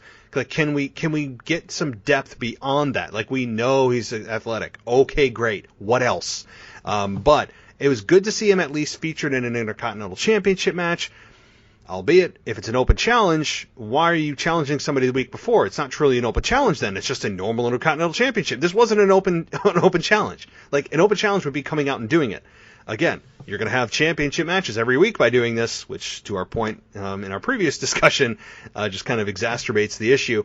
But it was a good match. I'm fine with this. Apollo Crews, we know, can put on good matches. Big E can put on good matches. The one interesting point here, yes, Big E retained. We all knew who he was going to. And then I'll shut up and you can respond, is with Apollo Crews and the way it ended the first time, their first pinfall where it was a double pin, and basically the referee was like, okay, yeah, let's, I guess restart, was that Big E accepted this as, it's just the rules, man. It's just the rules. That's what a heel would do. That's not what a babyface champion would do. He would say, no, that's not how I want to win this. I want a decisive winner. It was weird. And then all of a sudden Big E attacks Apollo after he slapped him, and it's magically restarted. Was it just implied? It's kind of a weird thing going on here. So I'll shut up and get your response to this match. Yeah, that was actually a pretty weird series of events. The match itself started off so fast. That's one thing I noticed. It started off really fast, and the shoulders being down. One thing I want to get your opinion on is, I alluded to this on my SmackDown review, is that why does the referee because he didn't go look in a replay booth or anything. He clearly saw that both wrestlers' shoulders were down. Why did he, if he knew he was going to make it a no contest, why did he keep counting? Just strictly, he has the power, so to speak, to stop the 1, 2, 3 count if he sees a wrestler's leg on the rope or something that he knows was going to negate the pinfall. So I don't understand why he has to keep counting if he can clearly see that both wrestlers' shoulders are down. I mentioned, these refs are professionals, so it makes them look stupid or just incapable of doing something like that. But yes, I did see that whenever the match restarted, that Big E kind of really had that. I feel like they were really trying to focus on his aggressive side that he sometimes has, and he only lets out whenever he wants to. I feel like they were really trying to show us that by the whole slap thing. None of it really made sense. Certainly trying to start maybe dipping their toes into a heel turn for Apollo Crews. I feel like that's probably coming in the very near future. But yeah, Big E, apparently on Twitter, I don't know how real it is, but apparently on Twitter a long time ago, before Apollo Crews was ever in the WWE, he had made some tweets about Big E being short or something like that, or that his family didn't really like what they saw whenever they saw Big E, something like that. I'm sure it's still out there, but he had said something like that. So it just made it a little bit more juicy and made you think that maybe Big E actually did get to enjoy having that brutal side of him. But yeah, I mean, the match itself, I'm with you. Apollo's got to have something else. I mean, I'm over the whole smiling, backflip, coming out. I mean, yeah, he looks like he just can out curl anybody in the whole weight room on the entire roster. That can only get you so far with me. I want to see him have a little bit more of another dimension in his character. That's why a heel turn will only do him good, especially on SmackDown. If Shinsuke's turning babyface, kind of just switch those two out, maybe make it a little bit more balanced. But Big E, I like what I see from him. And anytime he steps in the ring as a single star, I feel like I pay a lot closer attention and see if they're trying to give us little hints and something. I feel like this might have been that, kind of just them showing us that whenever you push Big E a little bit too far, he'll stop the whole clapping stuff and he'll actually get serious. But I've said it. I called it the not so big ending on my show. I cannot stand his finishing move. That is the most underwhelming thing ever. Whenever you have somebody like Big E who can literally powerbomb Braun Strowman, you have him do that weak move. I need to see that. I need to see that go away. Oh man, it's so funny. I have said that. I think I brought that up maybe a couple weeks ago. That like Big E's finish. Like, I've said this like you. I have. It's not recently that I've not liked it. It just, as a whole, since he started it, I'm like, this is the most lame finish that I've ever seen, especially for a big man. Now, I know it's a very, very safe move to do. I understand that, and I'm for safety for the guys and gals. Totally get it. But out of everything that you could come up with all the strength that Big E has, a flapjack is essentially what it is. It's a flapjack. Like, that's exactly what this move is. It's the safest and not even good safe-looking bump. It's just a lame bump. I'm with you. It's just so underwhelming to look at. I'm like, this finishes the match after he just, did a splash off the top rope or a superplex, and this is what finishes it. It is very, very lame. I would argue that he should look for something else, a submission. I don't know, something. As far as Apollo Crews though, he is the same guy. He's the same guy that came into WWE. Like, if you did day one of Apollo Crews and you put him against Apollo Crews of January 8th, 2021, there would be no difference. He's the same smiling guy, I think the same entrance music. I don't think they've changed that. So he has not evolved. There's zero evolution of Apollo Crews. None at all. Yes, maybe a small bit of aggression here and there, but there's nothing from Apollo Crews beyond that, and they're stifling his growth. Maybe it's something new coming. Like you said, if it's a heel turn, that would be the best thing to ever happen to him. He needs a heel turn in the worst way. I actually thought that they were going with a heel turn when he was on Raw, when he was United States champion, and he was basically crying in the back. Like he was, that he lost or he didn't retain or something with the United States Championship, I think against Andrade, if I recall correctly, many, many months ago. And he was basically crying backstage like a little, what. And I'm like, dude, how can I get behind this guy? This guy's whining and complaining about not winning or I'm hurt or whatever. And it was just, to me, I'm like, okay, maybe this is a heel turn. And it turned into nothing. And he's back to smiling Apollo Crews. Man, can we get a different version, a different evolution? Heel turn would be a godsend for this guy right now. Oh, yeah, I completely agree, especially if you just look, even on the same show, if you just look at what it did to Roman Reigns, and obviously he's not going to probably get to that level, not even close, but if you just look at what it did to him, I mean, I feel like Roman Reigns came out not too long ago and said that he's probably got like 5 years left in him. And then I totally understood why, because at the time he was coming off probably at least a 3 or 4 year run where he was basically carrying the company. I mean, he was doing live events, main eventing every Monday Night Raw. This is even before the brand split, showing up on SmackDown. So I feel like this kind of character change might have added a little bit more gas into Roman Reigns' tank, where it's like, well, maybe I could see myself going for a little bit longer, something like that. So I feel like not like Apollo Crews is in that same boat by any means. He's probably in a lot better shape. He's probably a little bit younger. But there's no question that changing up his entrance. I do know, I will say, they did add that where he yells like Apollo before his song. That is a little bit new, so I'll give him that. But other than that, you're completely right. They haven't really changed anything. He's still just coming out basically the same gear, doing the same moveset. whenever he gets on the mic, it's like you said, day one, it's the exact same. And I am an Apollo Crews fan. Whenever he debuted, I was like, oh man, I can get behind this guy, because I was a big Bobby Lashley fan back in his first run with WWE, and Apollo obviously came up to the main roster before Bobby Lashley came back, so it was kind of, filling that hole a little bit. And then whenever he came back, they're both kind of, Bobby Lashley, obviously we'll get to that a little bit later, he's doing great, but I feel like Apollo Crews, there's still so much to be desired with him. He's got so much potential. I don't know if maybe a move back to NXT, if this heel run doesn't work, might be the next move for him, but something's got to happen because he can only tread water for so long. Yeah, it could be. I mean, look, for Finn Balor, it was the best thing that ever happened to his career to go back to NXT, and he's NXT champion, and he's killing it there. It could be a move back to NXT that would help him. Not that he needs in-ring work or he needs to be, he's sloppy in the ring. It's not anything to do with that. He's a seasoned professional. He's very good in the ring. It's, that's not the problem. It's a character perspective of like, we don't know what to do with you, so just keep doing what you're doing. Well, he's been doing this for like 6 years now, and it's just tired. It's not a character I'm invested in because I have no reason to be. He's a good-looking dude. He's insanely good in the ring. He looks the part, but there's just no substance for me to be emotionally attached to this character at all. Whether he wins or loses, I don't care, and I don't want to feel that way. So, all right. Well, one last thing on SmackDown, then we're going to move to Raw, is the Billie Kay and the Riot Squad segment. And look, let me just say this. I don't understand why they broke up the Iconics. I have no clue. None. I still disagree with that. It makes no sense considering that she's trying to find a tag partner, yet she broke up from the Riot Squad, or from Iconics with Peyton Royce. I don't understand it. It's the most bizarre breakup. Why they even wanted to break them up, none of that makes sense to me at all, especially on the back end. I'm like, well, they got to have some real plan, and there's clearly no plan. But with all that said, I have to say, Billie Kay is starting to slowly wear at me, and I mean that in a good way. At first, it was kind of like they're using her as terrible comedy. This is not going to work. My God, what are they doing?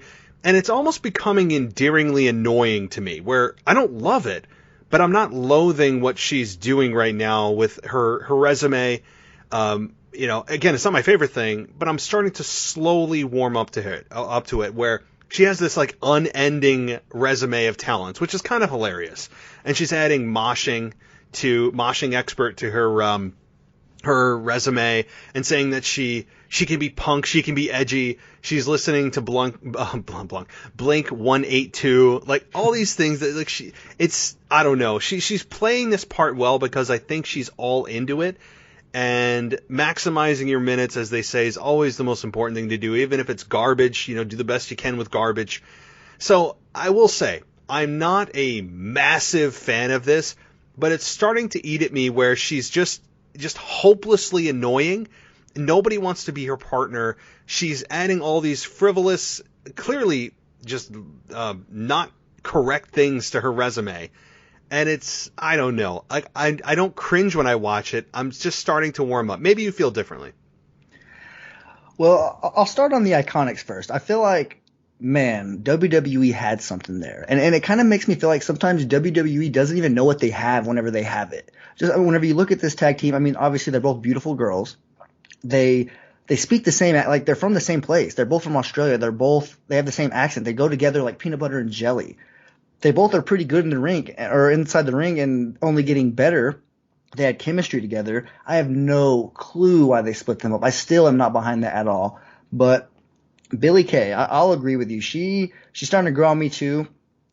I've always kind of been a Billie Kay fan. Whenever the Iconics were still a thing, she was always my favorite one inside the group for some reason. I'm not sure why, but she always kind of drew my attention a little bit more. And I am a big fan of what she's doing right now. I feel like I said it on my podcast on Friday night, is that I feel like she is the best comedy act WWE has right now. And that's not a disrespect to R-Truth. I just feel like my style of comedy, what hits me in the funny bone, is a little bit more up Billie Kay's alley, just strictly because I feel like with R-Truth, yeah, he's funny sometimes, but at the same time, does it not feel like he's like absolutely forced, like he's trying to be forced to make you laugh? Like, I don't want somebody to like tell me, hey, laugh whenever they're trying to make me laugh, like I feel like it's clear that that's what he's trying to do, and it's just blatantly obvious. Doesn't really feel like he's being himself.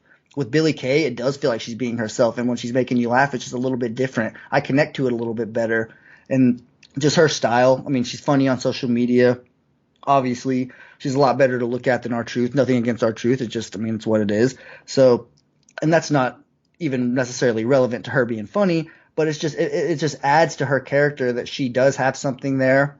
The whole her crying, not being wanted by anybody. I said that also on my show that it's kind of Lana vibes as far as before Survivor Series, whenever she was kind of just being shunned by Nia Jax and Shayna Baszler. I feel like that's kind of what they're doing, building up some sympathy behind Billie Kay.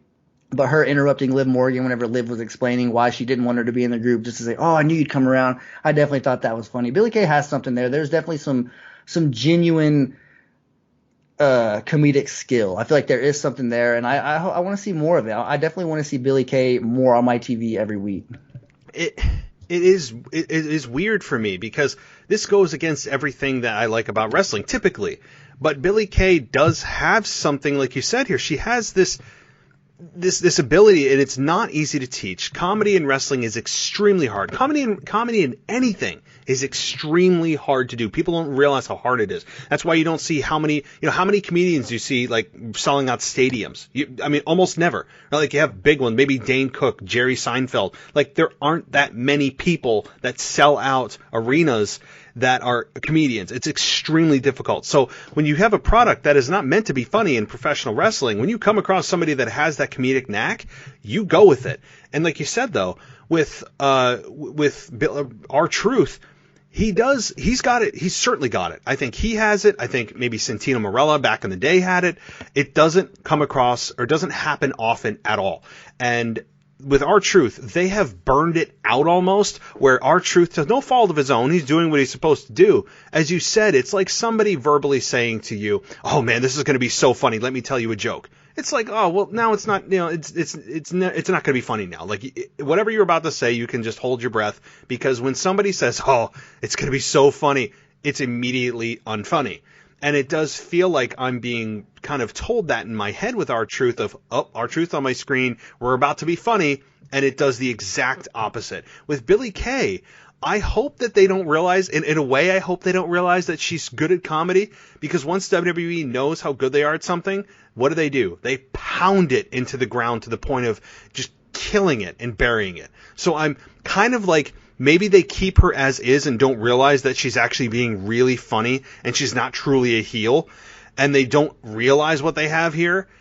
You know, it's kind of weird that I don't want them to recognize it, because I know when they recognize it, they're going to take it somewhere else. And when Vince finds somebody that's funny or he thinks is funny, what does he do? Look what they did with Otis. They completely destroyed him because Vince found him funny, with a guy that wears undersized shirts and likes to eat a lot, and he's oh yeah, all these things.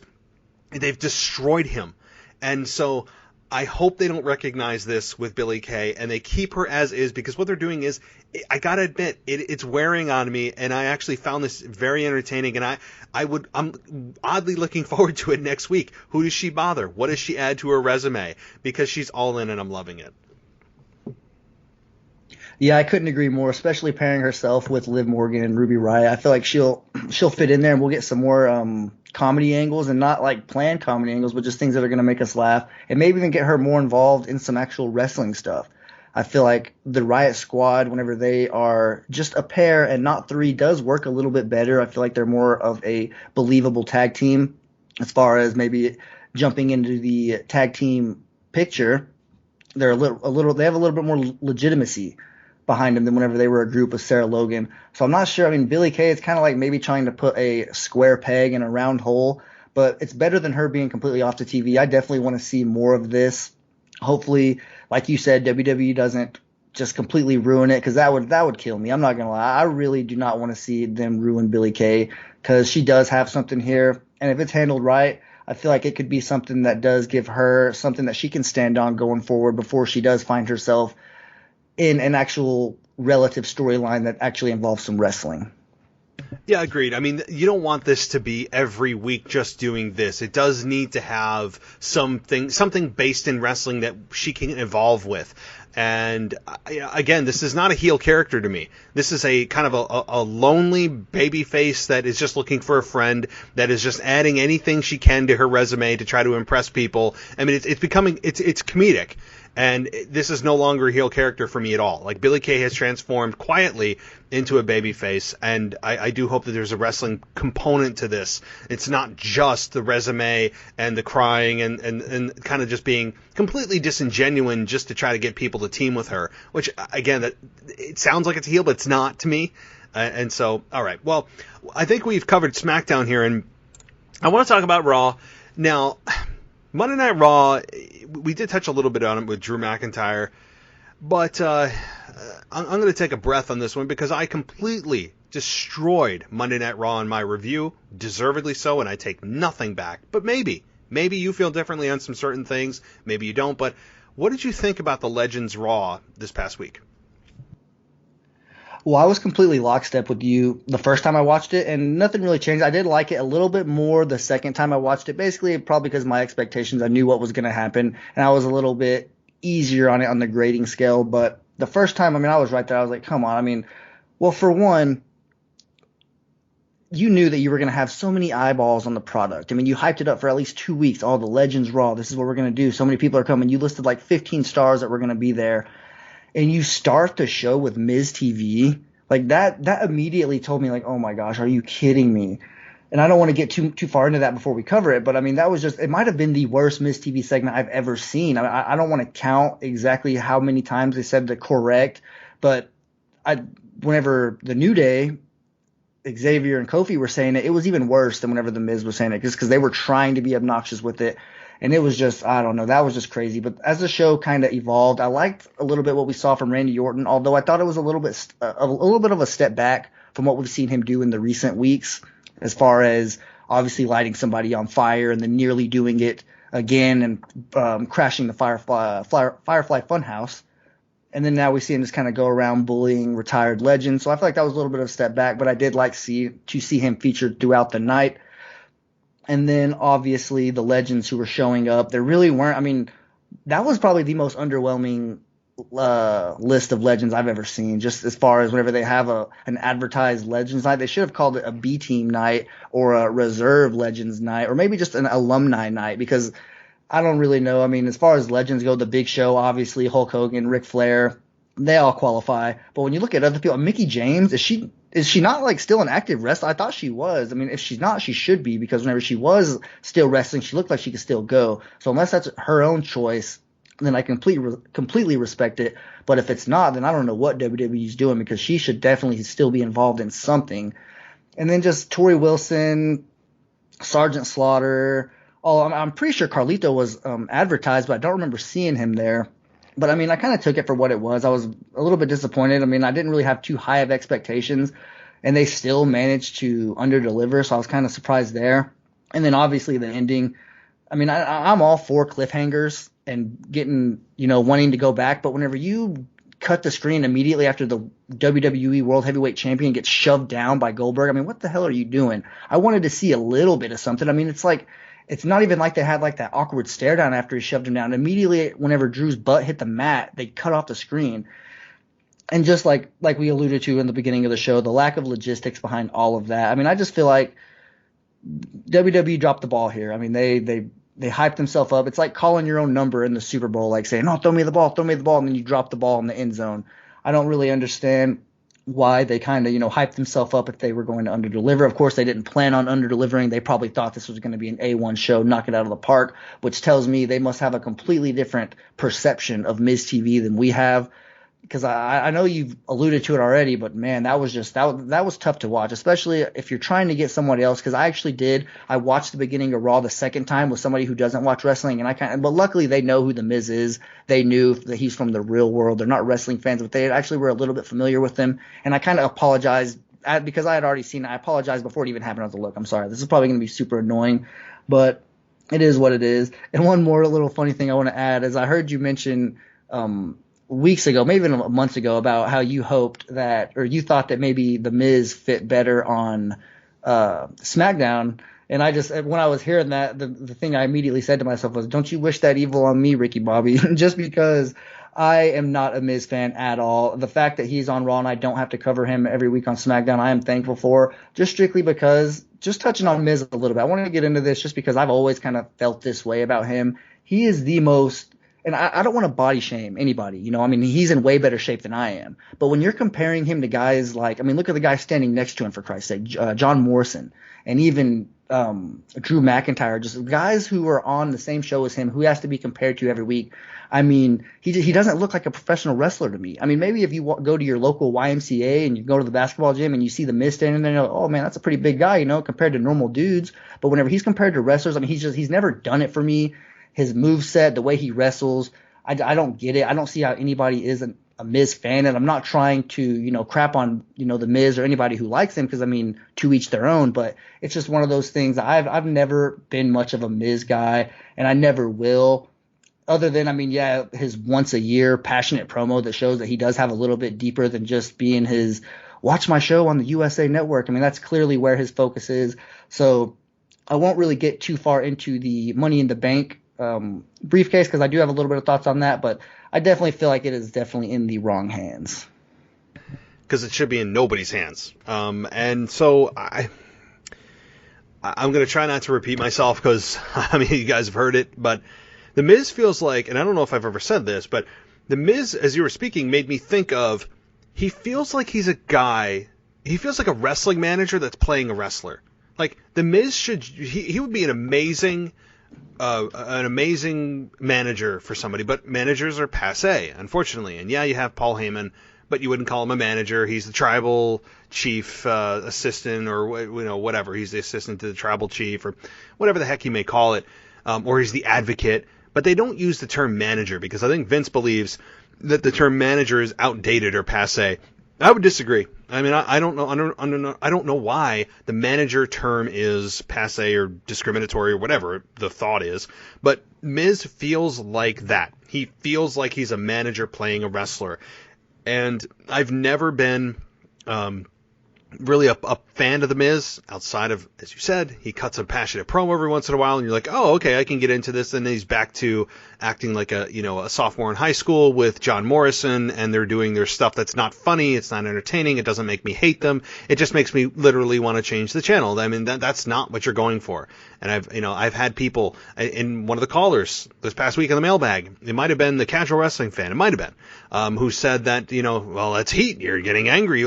No, the difference is I don't want to watch them. Like, I don't even care if they get beat up. I just don't want them on my screen. I want to change the channel. That's not heel heat. That's just terrible character development, shielded and masked by, well, that's heel heat. No, it's not. And I didn't find it entertaining. And you got the New Day, who I also don't like from a character perspective. Again, in ring, all these guys are fine, but character perspective, this was a terrible, probably the single worst way I could have told someone to open Monday Night Raw, with their trying to one-up each other and on the mic, and how many times they can say correct. It was cringeworthy of an open to Monday Night Raw. You throw on top of that, right before that was Hulk Hogan about the H phone, and like, what the hell was that even about? Like, what is Hulk Hogan talking about with iPhones and H phones? That made no sense. It was like a half-baked promo for what? He's not selling iPhones. I don't know what that was all about.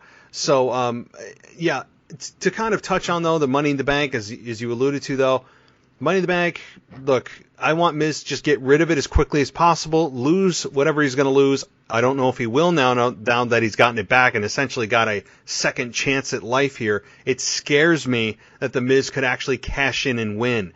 What are your thoughts on the Miz carrying the briefcase? Could he actually cash in and win here, or is it just another means to an end of him losing the briefcase and we all go home happy? Well, I definitely hope it's the latter, for sure. I do not want to see the Miz have a successful cash in. He's probably the least likely person that I would want to see cash in. But I kind of got those same feelings whenever I saw them put the briefcase back on him. I was like, man, this has to be for a reason. Usually they, are counting their lucky stars whenever they're able to successfully get the briefcase off of somebody who doesn't deserve it. And that's clearly the case with The Miz. I feel like they fumbled this briefcase from the jump. As soon as it was unlatched from the top of from hanging from above the ladder at the Money in the Bank pay-per-view, this briefcase has just been a complete you-know-what show. I mean, The Miz himself, he might cash in successfully, but even if he does, I mean, what is what good is that going to do for the company? I mean, do they really think people are going to tune in the next Monday night or whenever it happens to see, ooh, the Miz is the world champion, let's see it? I mean, that's like Big E winning at WrestleMania using the big ending. I mean, it's just like the least desirable thing you want. Nobody wants to see the Miz successfully do it. And I just feel like the briefcase itself has lost so much of its luster. I don't necessarily agree that I feel like it should be a every other year thing. I feel like it's a good, a yearly thing to kind of get excited for. I mean, if it's done right, I've said before that I feel like the Money in the Bank pay-per-view itself is slowly creeping into that Big Four realm, especially whenever you look at the joke that Survivor Series is every year. You're telling me that a pay-per-view where the main match basically guarantees you the same thing as the Royal Rumble, except it's way more advantageous for you because it's on your terms. You choose when you do it, and you have a whole calendar year, not just at a specific night against the champion who just happens to have the belt right then. So that's one thing that I've kind of always thought, is that the Money in the Bank when it comes to logistics definitely is worthy of being maybe a Big Five pay-per-view, just as far as when you look at what you win.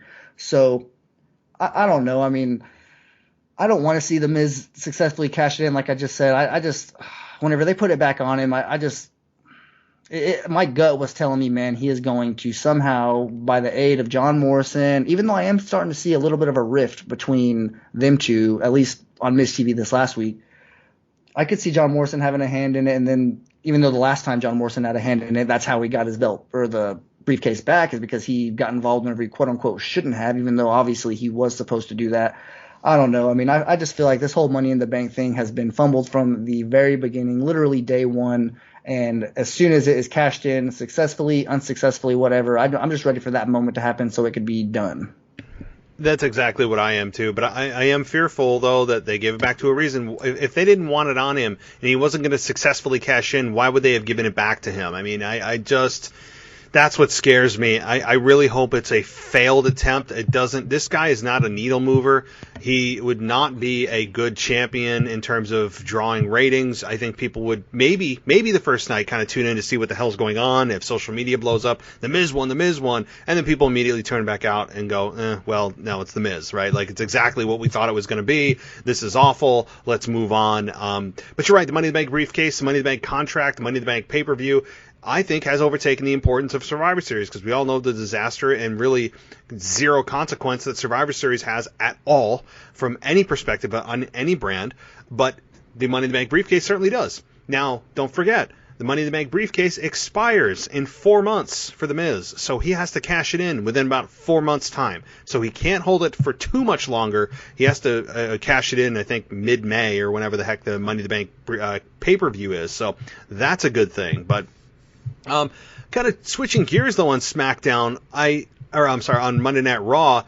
Now we did see on Monday Night Raw a match, obviously, between Drew McIntyre and Keith Lee. That was the main event that they built up. And I know we covered Goldberg, but Keith Lee I want to touch on briefly with you. What are your thoughts on Keith Lee and where he's standing right now with the company? I know he's certainly got a WWE Championship opportunity, but do you think that he has the opportunity to potentially win the Royal Rumble? I think he has, certainly, maybe in people's top 5, or maybe not. What do you think about Keith Lee this far, getting so many opportunities, beating Randy Orton for the first time, that nobody could do it, and then bam, at Payback, I think it was, maybe it was not Payback, but he was the first one to beat Randy Orton, and then he gets opportunity after opportunity, protected in every match. He didn't lose a match clean for so long. But what are your thoughts so far? What's your report card on Keith Lee? Well, Keith Lee certainly, absolutely is one of the favorites to win the Royal Rumble. I'll start there. If you ask people, obviously, if you ask 10 people, probably about 4 or 5 people will probably tell you that it's going to be Big E. Whenever WWE comes out with their packaging to promote the Royal Rumble, you could probably expect him to get a little bit more cameo time than, just the regular participant in the Royal Rumble. But just as far as Big E as a report card, I think he's been pretty good since getting called up to the main roster. Obviously, he's been in high regards with how he's been booked. He's never really been booked to look weak or anything. And even this match that recently happened against Drew McIntyre, both guys looked good after the loss or after the match was over. So That's always what you want. The match itself was pretty physical. I liked whenever he actually just completely bulldozed Drew McIntyre over the barricade. He kind of went flying. Drew McIntyre's a huge guy, so for him to go flying like he's a 12-year-old kid was actually pretty cool to see. But it's certainly, I might have been a little bit more confident in Big E going forward before I got the news about obviously Vince McMahon sending him and a group of others back to the Performance Center to get more work.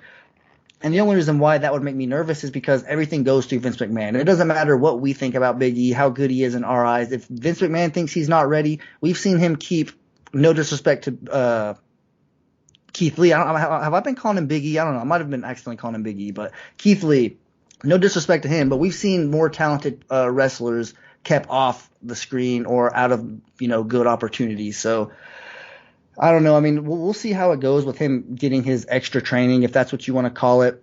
Regardless of that, though, he's still being booked in a pretty prominent role. Like you mentioned, beating Randy Orton, who, I think everybody who was invested in the whole Edge and Randy Orton storyline did not want to see him lose yet, much less to Keith Lee in his first match. That made absolutely no sense, but it happened. So I was kind of just at least trying to take the optimistic approach to it by saying, well, this could obviously mean, they have some big plans for Big E, or see, there I go again, Keith Lee. So, but that doesn't seem to be the case as far as them committing to him fully, which isn't necessarily a bad thing. He doesn't deserve to be the champion over Drew McIntyre. There's probably a long list of guys that he doesn't deserve to be the champion right now with how things are going. So I'm pretty happy with where he is.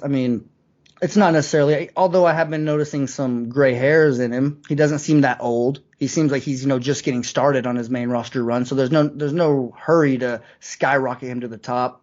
But I'm pretty impressed with what I'm seeing so far, at least with how he's being presented to us. I agree. You pretty much said it with the whole, he didn't deserve to beat Randy Orton. He didn't, and I still stand by that. I know they're trying to make an impact. You only get a first chance, you don't get a second chance at a first impression. All that, I get it. But not at the expense of Randy Orton, who did an absolute career resurrection over the summer and being one of the best heels in the company, if not the entire industry at the time. And it made no sense for Keith Lee to have him beat Randy Orton, to beat Randy Orton in that scenario. That was Edge's win. I still believe it should have been Edge's win to get. Now Edge is apparently on, getting much closer to returning, which should be in time for WrestleMania. So we'll see what happens with Randy there. But speaking of Randy Orton, though, on Raw, I think that he has, this past week with him bullying the legends and them kind of taking it was weird. I didn't understand why Big Show didn't actually, knock him on his backside. It made no sense. Big Show saying that, I can compete. I am cleared. Well, what the hell are you standing there for? And Randy Orton has his hands around your neck and you're just smiling like a child.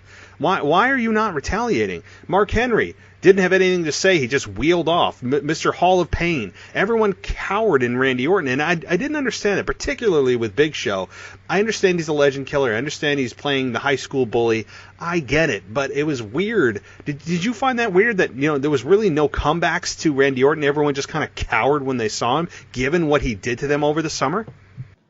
Yeah, I thought it was a little weird on both sides. I thought that it was weird how each of them reacted. Maybe not Ric Flair. He's kind of been doing that. Even with Charlotte, we saw a little earlier in the night. He kind of just cowers down whenever people get in his face nowadays, which is understandable. He's Ric Flair, so however old he is, he's not going to fight back by anybody. But I was also surprised with the lack of aggressiveness by Randy Orton. I thought that whenever he teased that, obviously his Legend Killer nickname at the beginning of the show, I thought we were in store for a lot more physicality. I thought that at least one of those legends were going to get kicked in the head. I thought that we might get one of those lights off, somebody gets hurt, one of those safe spots where he adds another legend to his list that he has been injuring. So I was kind of surprised with obviously how they reacted. Like you said, Big Show, because Big Show claims that he's still in great shape and he can do all that. And yeah, like Randy Orton had his hands around his neck. Perfect opportunity to choke slam him right there. At least do something. You're at least 3 times stronger than Randy Orton. So I have no idea why he didn't react. Mark Henry obviously injured. I don't even know why he really went after Mark. He says that he owed him some receipts from over the years. The only thing I could think of right off the top of my head was whenever Randy Orton was the Intercontinental Championship way back when he was in Evolution, and Teddy Long was still the manager for Mark Henry, and they got face-to-face, and he was just staring at his Intercontinental Championship and said, I'm looking at what I want. I don't know. It has nothing to do with it, but that's kind of what popped in my mind whenever I was seeing those two have their little encounter. But I don't know. I mean, Randy Orton, to kind of touch just slightly on how hot he was. I mean, like if you torch something and it's red hot and it's just, you could see from feet away that thing's like extremely hot, but after a while you take the torch off of it, the red goes away. But if you still, I mean, it'll kind of change its color, but if you still go up to it, it's still pretty hot. And if you touch it, you'll obviously get burned. I feel like that's kind of the case with Randy Orton. He was scorching red hot, and he's still, I mean, he obviously, all the losses he's taken and the things that he's done since then have definitely changed things a little bit. But just me personally watching him, I could still sense a little bit of that heat that he built during the summer, or whenever it was, whenever he was building up, hurting all those legends. And he wasn't losing, obviously, until he lost to Keith Lee. I feel like he was so hot before that I can still sense a little bit of that heat. And it probably won't be that hot again. Obviously, the stars were aligning for him. He was in a great storyline. Everything was working out. Kind of just Edge's injury kind of just really put a damper on everybody's plans as far as that storyline goes. But I was, to answer your question, I was surprised with how the Big Show reacted. And more importantly, I guess I was surprised with with what Randy Orton didn't do.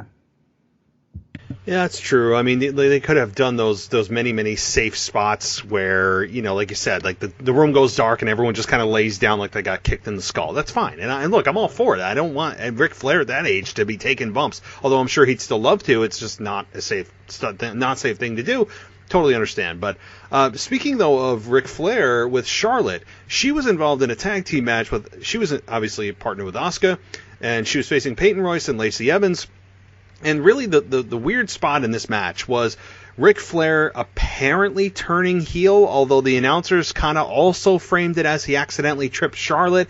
It was clear that he wasn't even close to maybe being able to say, well, I thought I was going to grab the other Peyton Royce's leg. Well, no, because it was clearly Charlotte. It wasn't even like a possible accident. So then he ends up like kissing, or Lacey Evans ends up kissing him, or it was weird, kind of uncomfortable. I don't think at this age that Ric Flair needs to be doing anything in an angle at all for anything, even if it's not wrestling related.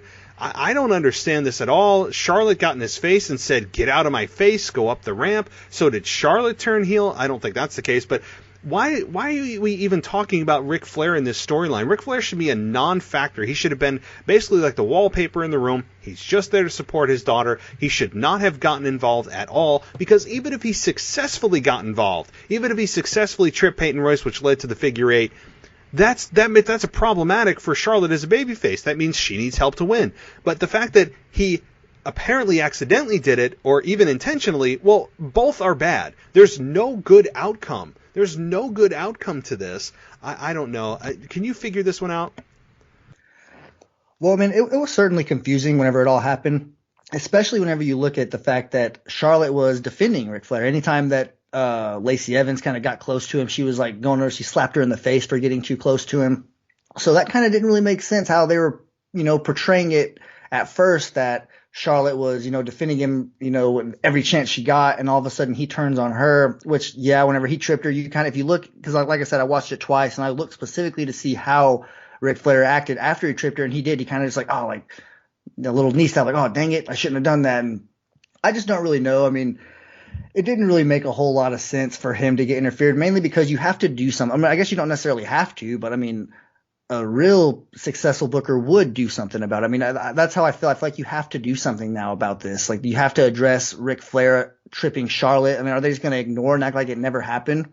I know he was probably only there for the Legends Night, but like you said, he shouldn't be getting involved at all, and that's what happened.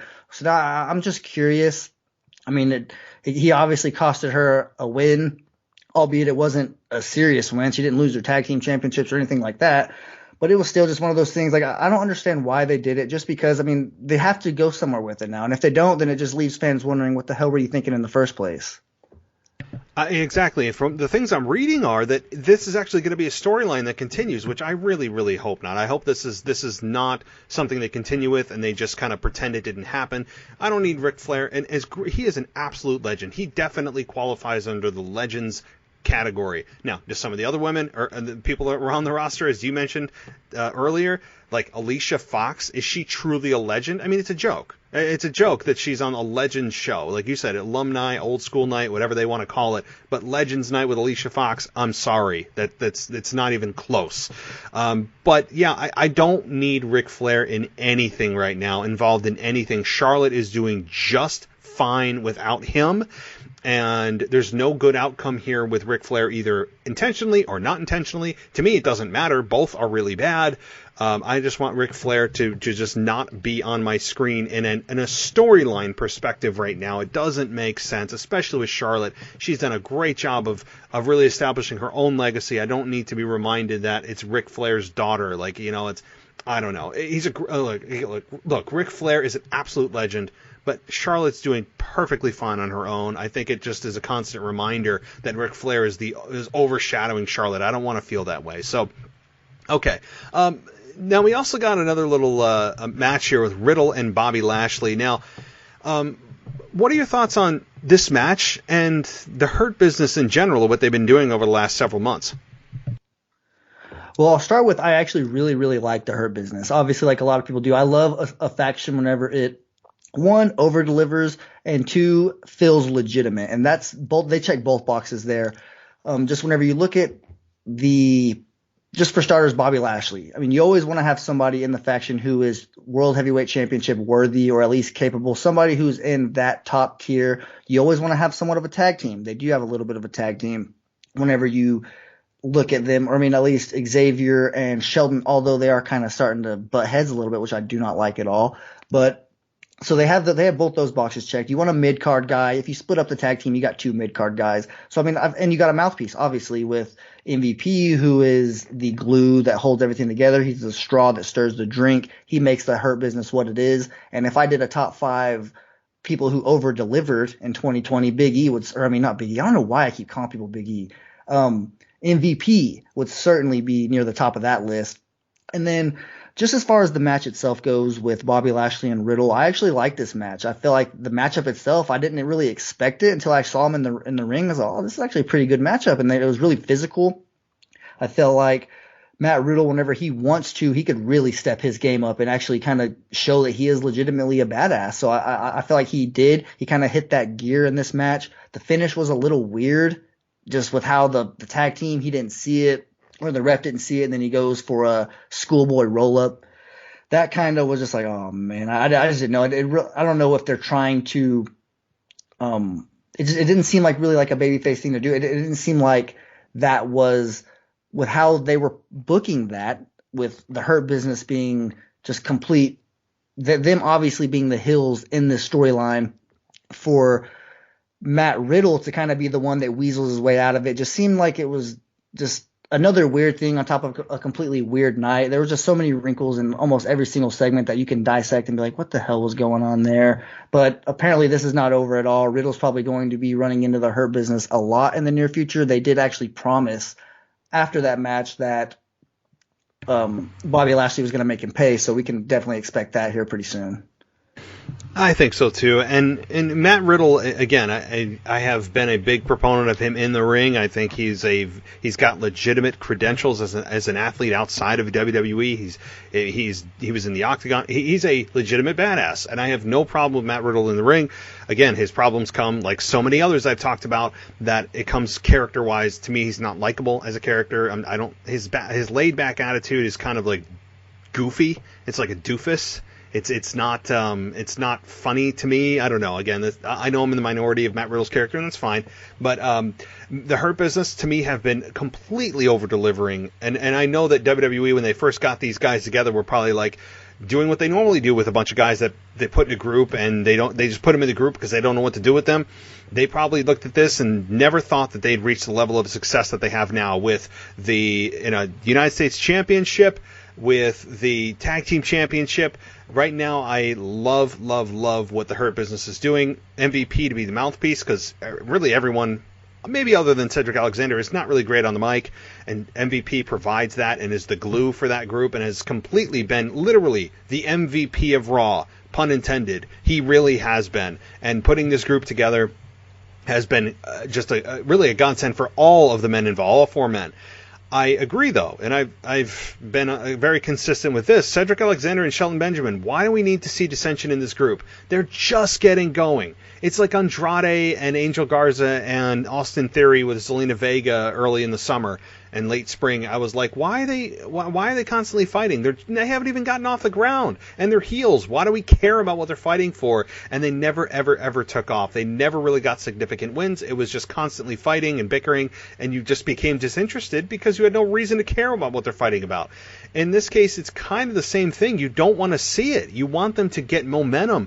We don't need to see dissension between Cedric Alexander and Shelton Benjamin. It's way, way, way, way too early. I have no idea what this is about. Hopefully it kind of just goes away, but it's been progressing every week, so that kind of scares me. So, but nonetheless, the Hurt Business have been just an absolute delight to watch on Monday Night Raw, and we're one of the very few bright spots on Monday Night Raw this past week. So I do want to talk about one other thing, and then I'll toss it to you if I've missed something, and this is not something big, but Shayna Baszler versus Dana Brooke.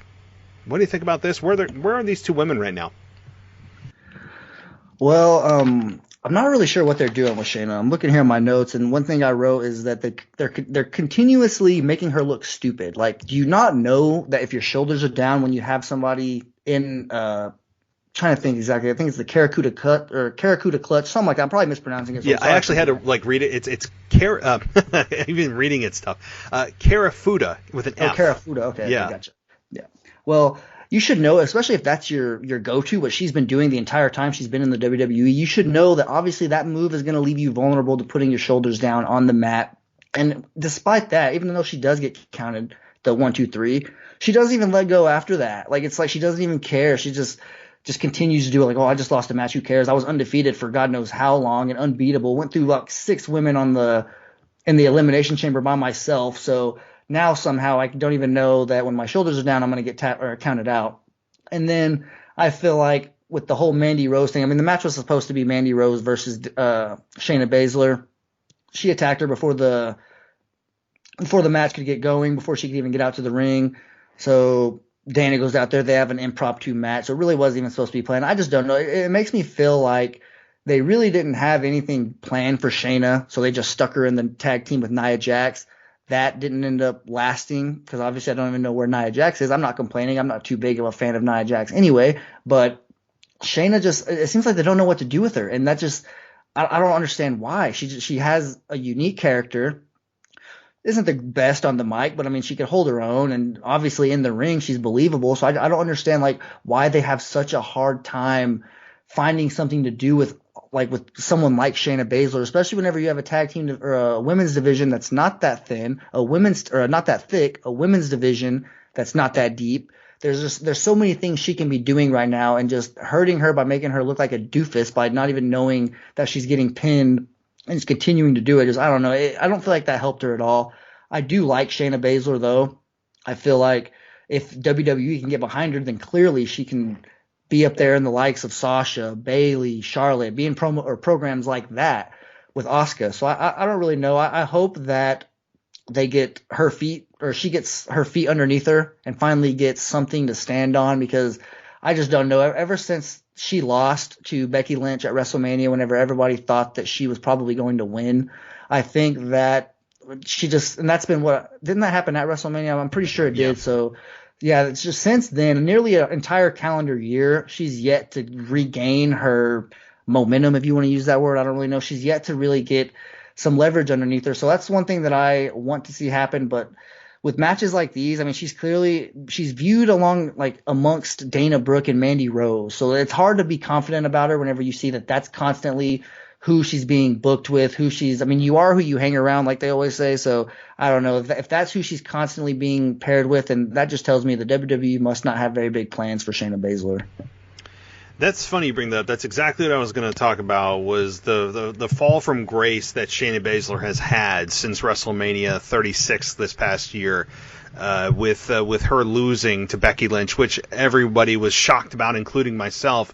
that this should have been Shayna Baszler's time to take over Becky Lynch and be that heel, that nasty heel, unbeatable champion. You brought up the Elimination Chamber, what she did, and just basically just buzzsawed through everyone in the chamber, looked as intimidating as you could possibly look, and then gets to Becky Lynch, and Becky Lynch is like, nope, I'm gonna retain, and then you're gonna go away. And it was disheartening, because at that time I think we were a little bit tired of Becky Lynch as champion. She was great as champion, and it was a fun ride, but it was kind of like, okay, well, it's time to kind of move on, and they didn't. And they didn't until Asuka won it when she didn't even know she won it at Money in the Bank. And then she had her baby, and who knows when she's coming back, which, guys, don't think she's coming back in the Rumble, okay? I know people think, oh, she's going to be back in the Rumble. No, I would be floored if she comes back from giving birth, a month and a half after, and then getting in ring shape. No. So let's put that to bed, I think. I was very disappointed in what they did. And then she comes back, and then didn't she start like breaking people's arms or something? And then she went away again, and then she formed a alliance with Nia Jax that made little to no sense, although a very intimidating team nonetheless. And she's been kind of floating down there, and she's still got the credentials, but she's kind of a scaled back shell of herself that she was in late of 2020. So I don't know. I'm a bit down on what they've done with Shayna. Not completely destroyed, but it's certainly a fraction of where she was. And Dana Brooke is just kind of Dana Brooke, right? Like, Dana Brooke is just there typically to take a pinfall or cut an awkward quick promo, or do her little jump that she does at the beginning of her entrance. And I'm a Dana Brooke fan from an in-ring perspective, though, believe it or not.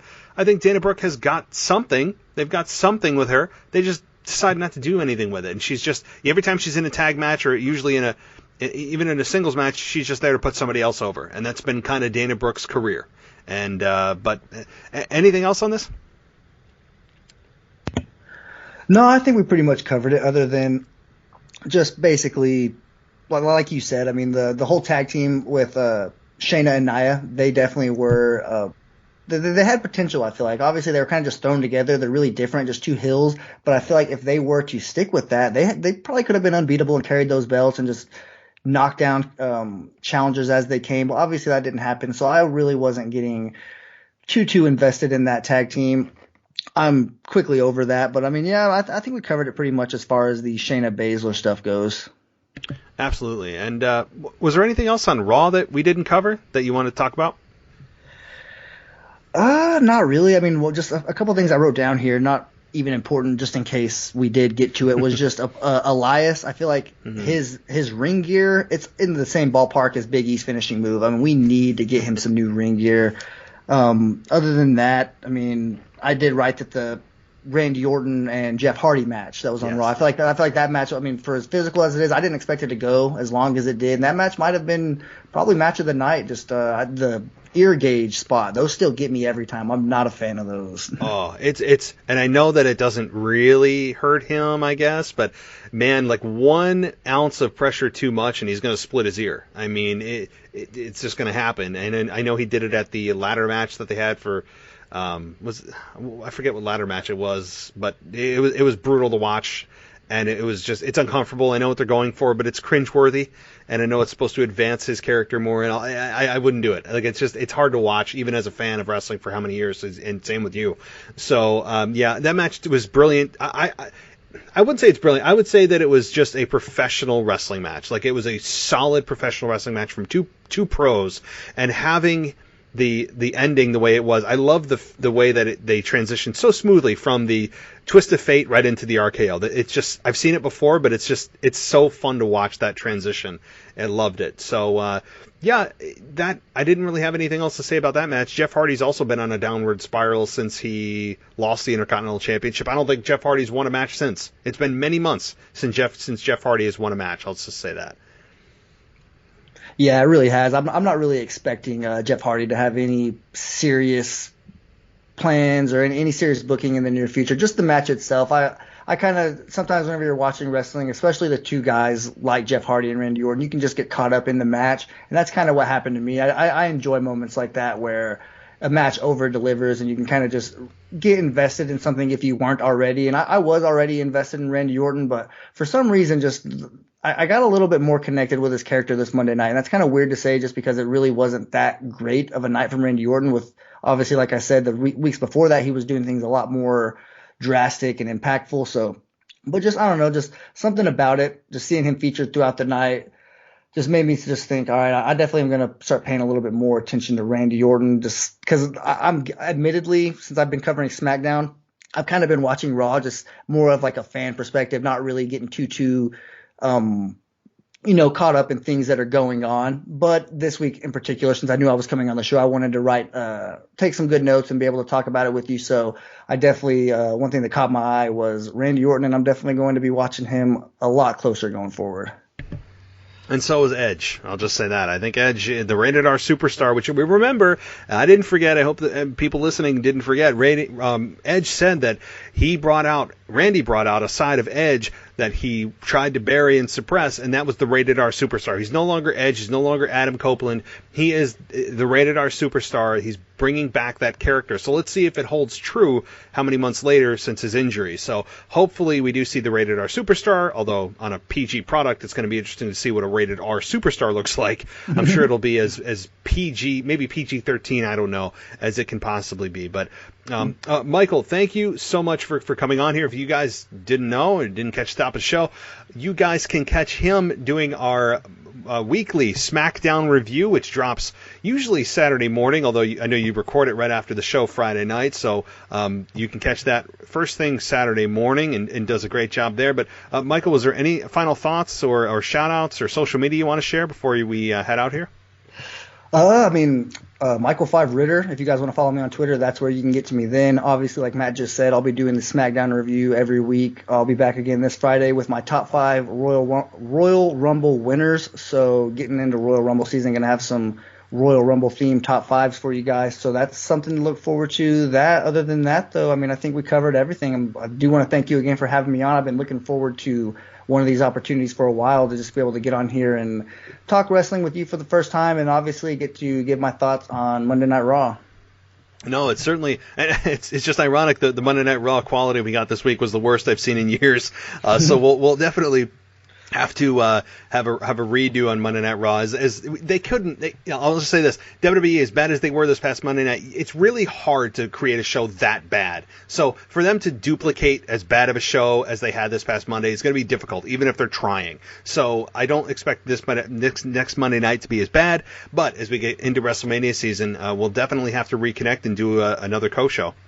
Oh yeah, definitely. Just let me know. I am usually always available, especially here towards the end of football season. Football season always kind of throws a little wrinkle in it, kind of similar to Anthony DeMarco with how he is with hockey. If you haven't noticed, I'm pretty big on football, so that's kind of, with the season ending soon, wrestling is always the crutch I lean on in the off season, so I'm looking forward to being able to focus on that completely. Well, hopefully you're not a Steelers fan right now. They're not doing so hot. I'll just leave it at that. They're not doing great right now, so hopefully you're not a Steelers fan. No. My roommate, actually, I'm in his room right now recording while he's downstairs watching the game. He's a diehard Cleveland Browns fan, so he's had to hold in his cheers while I'm up here, so I'm sure he's looking forward to getting to let out some. Well then let's let the pressure valve go here, because it's the third quarter. Again, this is the third quarter, and anybody that doesn't want to listen to this, do a spoiler alert right now. This is the third quarter. Browns are leading the Steelers by 12 points, 35-23. So yeah, and as a Falcons fan, I could tell you right now, do not count anything out so far. Just wait till the whistle's blown, wait till there's 0 on the clock, and then you could celebrate. Absolutely. That 12 points isn't exactly insurmountable. So, but nonetheless, the Browns were a heavy underdog going into this, and they were originally leading like 28-0 at one point. So, Steelers are making at least it interesting. So, let's see if they can kick out, so to speak, of the Browns, and we'll find out. But Michael, thank you so much for coming on. Let your roommate know he can go cheer and be as loud as he wants now, and we'll definitely hook up soon. Yes, sir, Matt. Great talking to you. You have a great week. Yeah, thanks. You too, man. Take care. See ya.